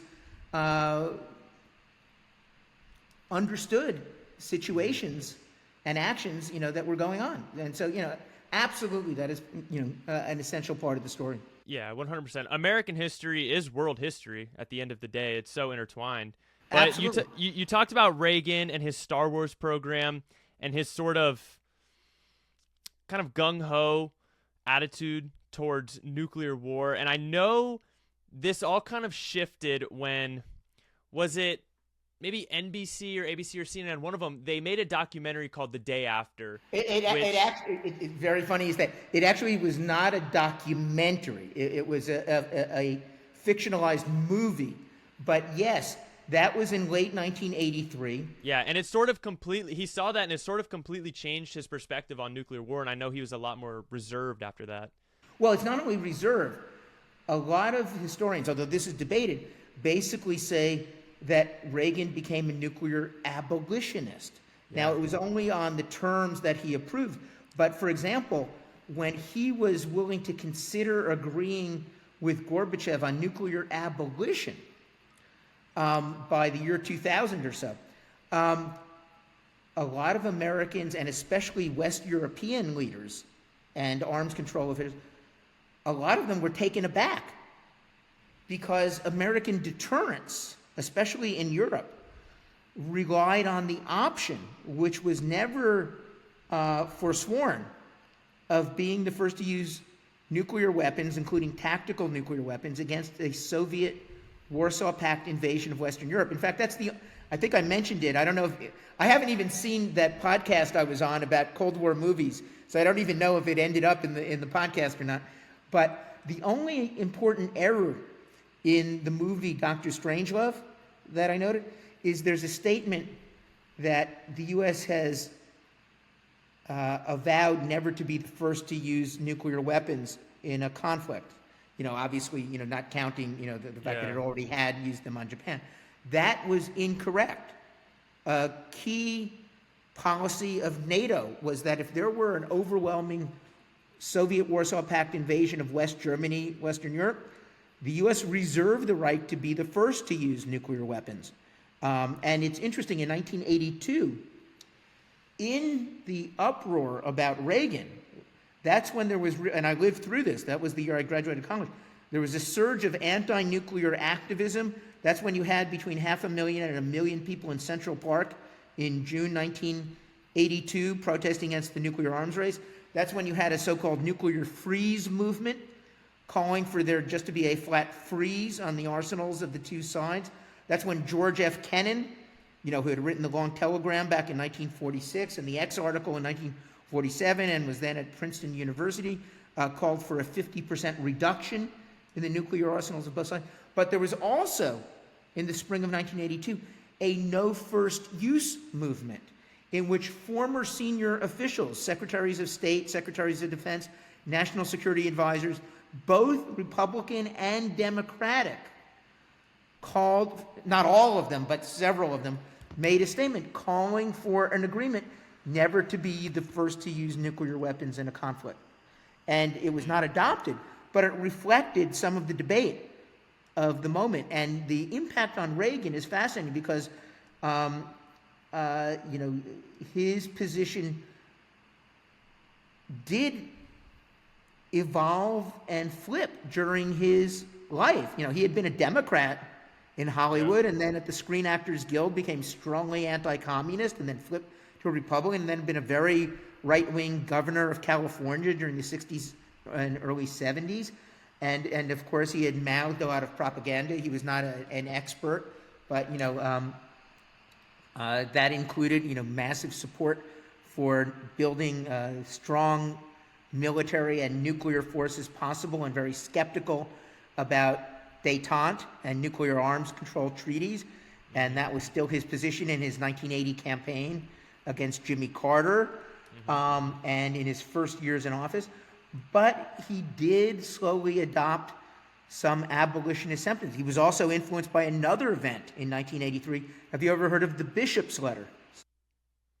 I may have heard of it, but I'm not familiar now. Yeah, no, leading Catholic bishops in the United States issued a letter saying that mutual assured destruction, which was the essence of the U.S. nuclear deterrence policy, which essentially threatened mutual suicide, and killing, scores of millions, probably more than 100 million Soviets if the Soviets, launched a nuclear attack on the United States, was immoral, and, for many obvious reasons. And apparently this had some influence on Reagan, along with that movie The Day After. And by the way, it's very interesting. After The Day After appeared, Reagan wrote in his diary about it, how it did have an impact on his thinking. Yeah. And and if you read Lou Cannon's biography, Lou Cannon was the Washington Post reporter who was the closest correspondent covering Reagan's career, and then he wrote a significant biography of Reagan. He recounts this because he had access to Reagan's diary. But it's interesting, in the uproar over The Day After, it was revealed that since the early 1960s, there had been censored in Britain an actual documentary about World War III, nonfiction, but depicting, the potential impact of a nuclear attack on Britain in ways comparable to The Day After, and the British government had censored it. And so it was only made available 20 years later in the uproar over The Day After. And so again, these cultural aspects are always interesting to include, because that has far more impact than a New York Times article if millions and millions of people watch it and are influenced. Yeah, one of my favorite, most profound quotes I've ever heard came from Einstein when he was asked about World War III. I'm sure you're familiar with it. He said, whoever asked him, they said, what are your thoughts, or what weapons do you think World War III will be fought with? And he said, I know not what weapons World War III will be fought with, but World War IV will be fought with sticks and stones, which I think is one of the most profound, powerful quotes I've ever heard. But he has a lot of great quotes, but I should mention one thing. How much do you know about the Einstein letter? Because that was often a little bit. Not no. Much. See, this is one thing that I mentioned actually in my article that's coming out, and some others have pointed this out. There's a mythology that grew up about that letter that still is very influential in thinking about Einstein's legacy. Because to a lot of people, and this is true of millions and millions of people, and also in a lot of superficial, junior high school textbooks and things like that, they recount how in August 1939, Einstein signed a letter to Franklin Roosevelt that had actually been drafted by 3 Hungarian physicists who had gone to the United States to warn Roosevelt that an atomic bomb built from uranium might be possible, and Germany might already be working on it.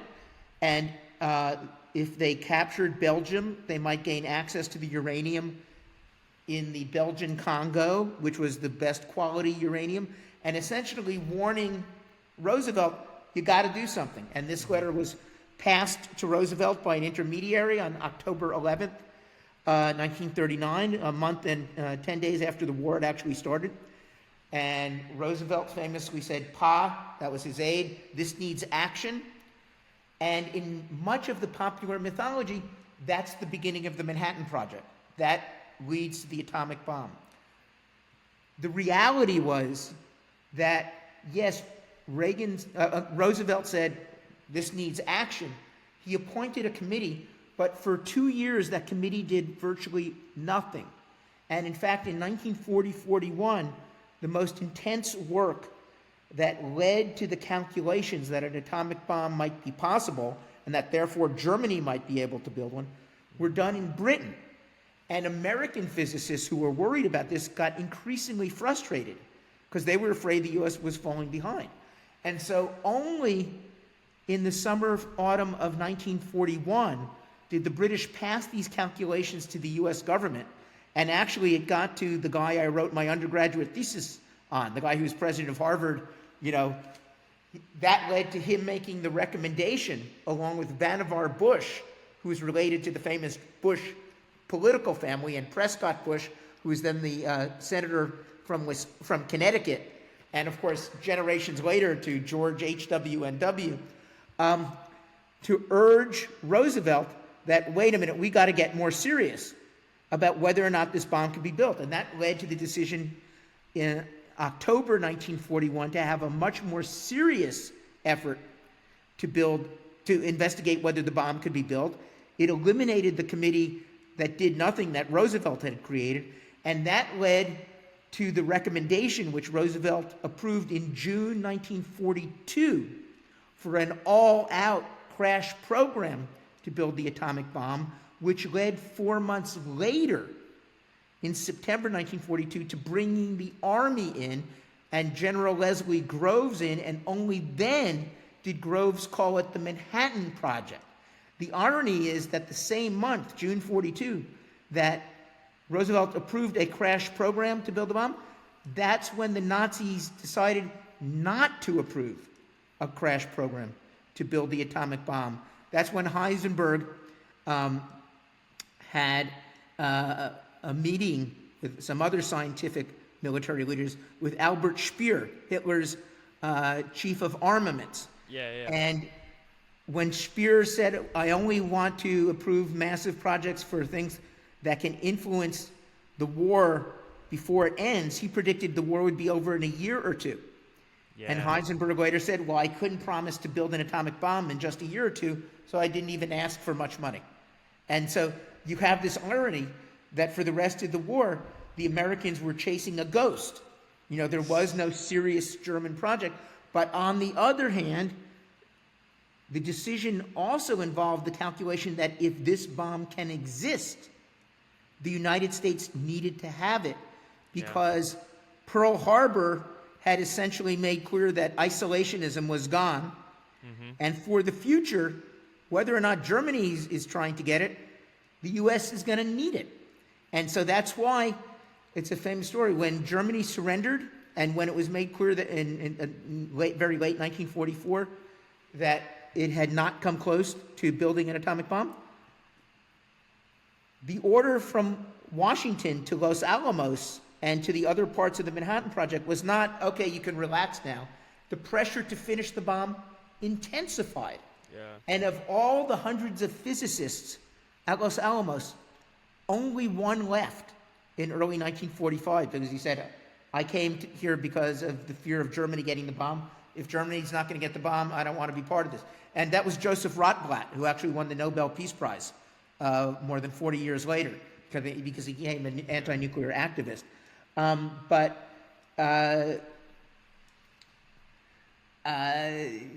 This remind me, what were you asking about again? We were just going off that Einstein quote. Oh yeah. Of course, this is of course what produces, the bombs that are used on Japan.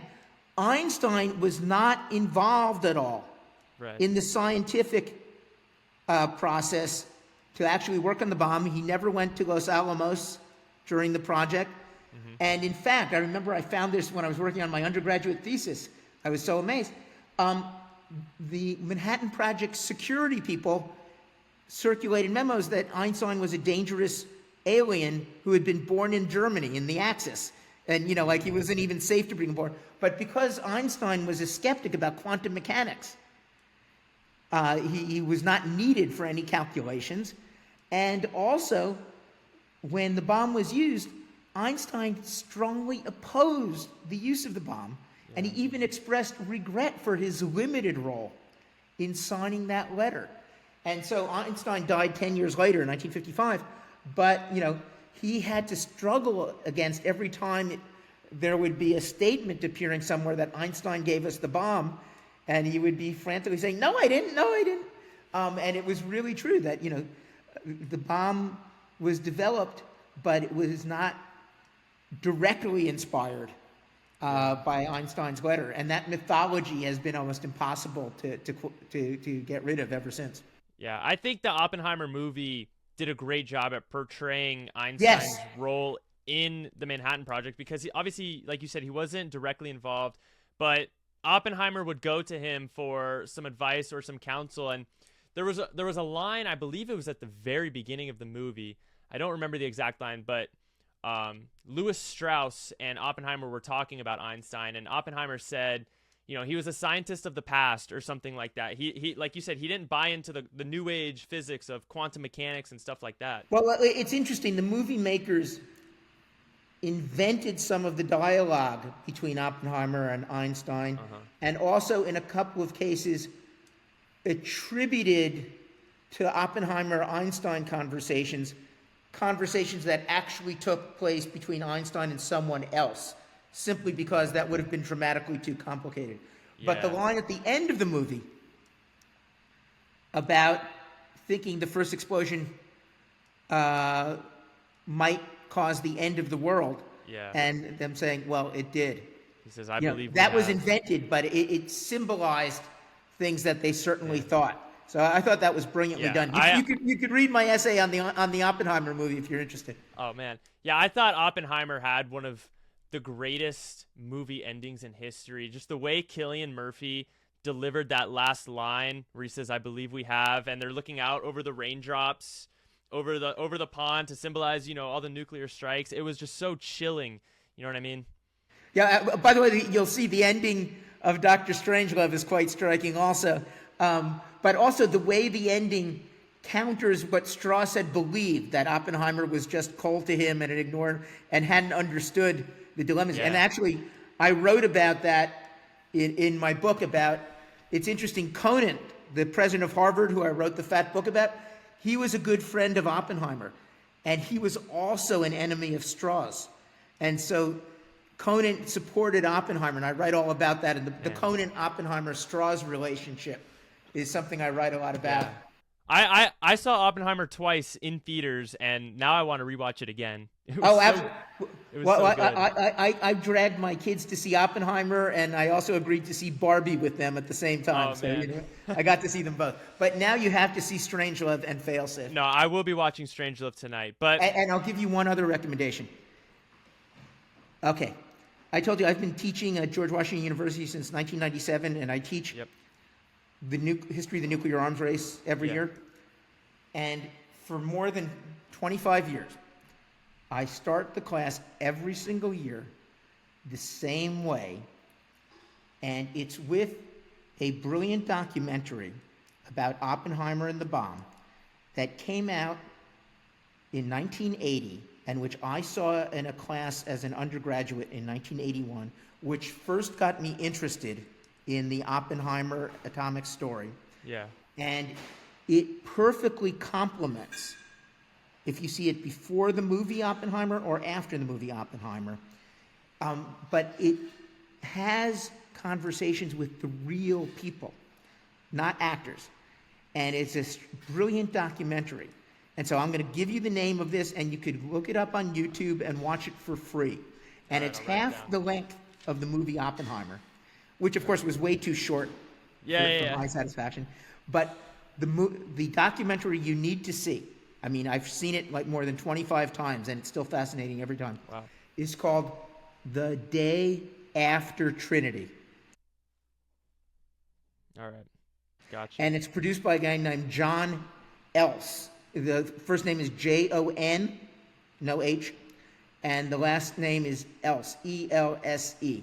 But if you just go to YouTube and type The Day After Trinity, you'll go to a link where it's for free, and you could watch it there. And I guarantee you will find it absolutely fascinating, and it will help your assessment of the movie Oppenheimer. In fact, I forced my class to watch this documentary, but I didn't have time to make them watch the movie Oppenheimer in class, so I told them all that if you watch the movie Oppenheimer and write your personal reaction, not from AI or downloaded from the web, you can get extra credit for the class by doing that. And I think I'll do that next year too. Yeah, I'm like I said, I'm a huge film nerd, so I saw the very first IMAX screening of Oppenheimer. It was a packed Excellent. theater. It was a packed theater. The energy was there. I mean, it was an amazing experience. And just when that bomb went off and the way they shot it, just like the whole suspense and the way you see the flash and it's silent. I wasn't expecting that, and then it just like blows you away. It was incredible.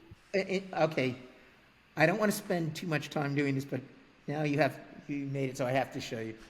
Okay, have you ever used FOIA? No. Do you know what FOIA is? I'm making you one of the cognoscenti. FOIA is F-O-I-A, right? Yeah. the Freedom of Information Act. Yeah, okay, I do know FOIA, yeah. Now, anyone can file a FOIA request. Okay, I have to tell you the story.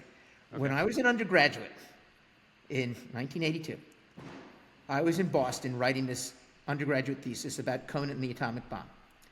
And the highlight of the story came when Conant, the president of Harvard, he was a key science advisor in Washington. He was General Grove's science advisor. And this guy Conant, he attended the Trinity test on July 16th. However, something that drove me crazy was he never wrote about it. He had published in 1971 a 700-page memoir, My Several Lives, but he didn't even mention his attendance at the Trinity test. He had died in 1978, so he died 4 years before I wrote the thesis. But I knew he was there. And I was in this frustrating situation of having to describe it in my thesis on the basis of third-hand accounts of, Conant was shaken up, or I shook Conant's hand, or things like that. It was very frustrating. Then something amazing happened. Every weekend, or every couple of weeks, I would take the train from Boston, 8 hours to Washington, to Union Station, and then walk to the National Archives, which hadn't moved to Maryland and didn't move to College Park, Maryland until 1994, to do my research on the atomic bomb project. Now, that, of course, was all the declassified documents in the files about the Manhattan Project, right? Right. However, before a document is declassified, and this has to do with CIA documents or foreign policy documents or military documents, it has to be reviewed to approve it for declassification. Mm-hmm. And under a rule, there needs to be a single-page form space saver saying that a document had been removed for security reasons from this location. And on that sheet, it had the author of the document, the title of the document, the date of the document, as well as there's a series of boxes about why the document had been kept classified. And as I'm frantically going through these files, I find a sheet that says J.B. Conant, Notes on the Trinity Test, 17 July 1945. Obviously written the day after. And oh my God, I freak out. And the thing is, normally to file a Freedom of Information Act request, you're lucky if you get a response in years. Sometimes it's decades. I mean, literally now, they say it takes 10 years before documents that are appealed are even looked at or things like that. And my thesis was due in like 2 months. And Harvard had an absolutely ironclad deadline that, if your thesis isn't done and you're 10 minutes late, don't bother, you flunk. So I write a message of pleading to the head of declassification of the Archives military branch, explaining the situation and explaining I don't care about any technical information. I just want to know what Conant was feeling or thinking. Yeah. And this is the days before email and before email attachments and things like that. But one day in my dorm, I get a manila envelope, and there in manila envelope is the declassified notes that Conant took about the Trinity test, 8 handwritten pages, including his own sketches of the world's first nuclear mushroom clouds. Wow. But the most amazing thing is the following. Here. I published the whole thing in my book. Can you see the mushroom cloud sketches? Yeah. Okay. When they first started the Manhattan Project, actually in the summer of 1942, a couple of the physicists like Edward Teller and Enrico Fermi, those names sound familiar? Yes. Worried that what if the first nuclear explosion causes a chain reaction in the atmosphere and destroys all life on Earth? Maybe that wouldn't be a good idea. Right. And so they had a frantic 3-week summer study out in California at Berkeley. And they calculated, don't worry. One version I saw is it was only a 3 in 10 million chance that the nitrogen atoms would be lined up in a particular way. So they figured, okay, it's safe to go ahead. Now, you might remember from the movie Oppenheimer that the night of the Trinity test, the night of July 15th, 16th, 1945, when the scientists were under intense pressure to test because the Potsdam Conference was about to open in Germany, and Truman wanted to know before he met Stalin whether the atomic bomb worked or not. Right. So there was intense pressure to finish it. That it was raining, there were thunderstorms, there was lightning, and it was delayed. And Enrico Fermi, the Italian Nobel laureate physicist who had escaped Mussolini because of anti-Semitic laws that would affect his wife, who was Jewish. Yeah. He had escaped to Colombia to New York in late 1938. He was making jokes about whether the first atomic explosion would destroy the whole world or just the state of New Mexico. Bets. Yeah, they were waging bets. Yes, exactly. Well, I will read to you Conant's reaction when the atomic bomb went off. And the important thing to remember, let me get the picture, is the following. Okay. Do you see these photographs? Yeah. Yeah. This is Conant and Bush supposedly lying on the desert looking through their little piece of dark glass at the Trinity test, right? Wow. Now, in reality, that was an arts imitating life. That was actually reenacted for a March of Time documentary in March 1946 at a warehouse in Cambridge, Massachusetts. But the important thing is, it seems that Conant was looking through the dark glass at the explosion, right? Uh-huh. However, and this is actually something that the movie Oppenheimer gets wrong. Really?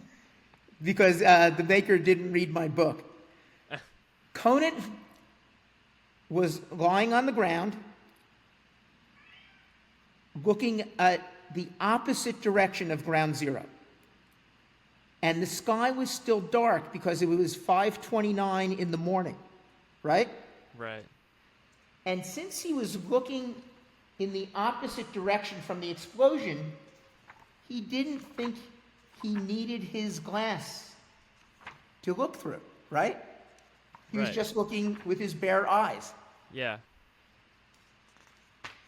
So let me describe what was in his report, what the day after, what he said, and something he never wrote about in his whole life, but I had just discovered. He wrote, okay, at 5:20, the sirens blew the 10-minute signal, then another at 5:25, and I think another 2 minutes before. We lay belly down facing 180 degrees away from the spot on a tarpaulin. I kept my eyes open, looking at the horizon opposite the spot. It was beginning to be light, but the general sky was still dark, particularly in the general direction I was looking. Through the loudspeaker nearby, I heard Allison counting the seconds. -45, -40, -30, -20, -10. The firing was done by some kind of timing device, started at -45 seconds. These were long seconds. Then came a burst of white light that seemed to fill the sky and seemed to last for seconds. I had expected a relatively quick and bright flash.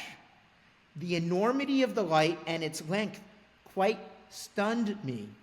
My instantaneous reaction was that something had gone wrong and that the thermal nuclear transformation of the atmosphere, once discussed as a possibility and jokingly referred to a few minutes earlier, had actually occurred. And when he ended his account, he wrote this: my first impression remains the most vivid, a cosmic phenomenon like an eclipse. The whole sky suddenly full of white light like the end of the world. Perhaps my impression was only premature on a time scale of years. Now think about it. In human history, how many people who were awake, sober, had an intellectual justification for what they were thinking, and were in part responsible for the event, have literally believed that they were watching the end of the world? Wow. I don't think the number is Not very high. many, yeah. Anyway, that was the document I got and was able to sneak into my undergraduate thesis. And I've gotten hundreds and hundreds of documents through the Freedom of Information Act, but that's been the most spectacular. That is incredible. And you're the first. You've been looking for this, or you had been looking for this for years, and you were the one who got that declassified. Well, actually, I had found out. I won't say years because I got it in March, in the first months of 1982 when I was working on my undergraduate thesis. So I had only found out from other sources that Conant was there, and I had then located the withdrawal slip. That's the only reason I knew it existed.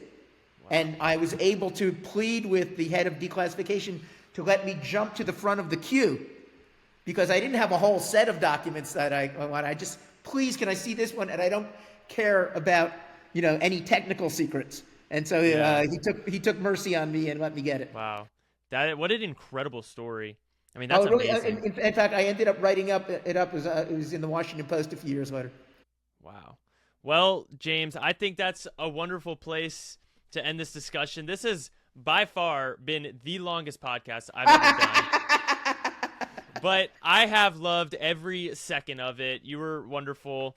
We really got into a lot of good stuff today, and we covered a lot of aspects of the Cold War. So I'm going to have all of your books on Amazon linked in the description below. So if anyone wants to support the channel and support James, go check out his books in the description. But James, thank you, man.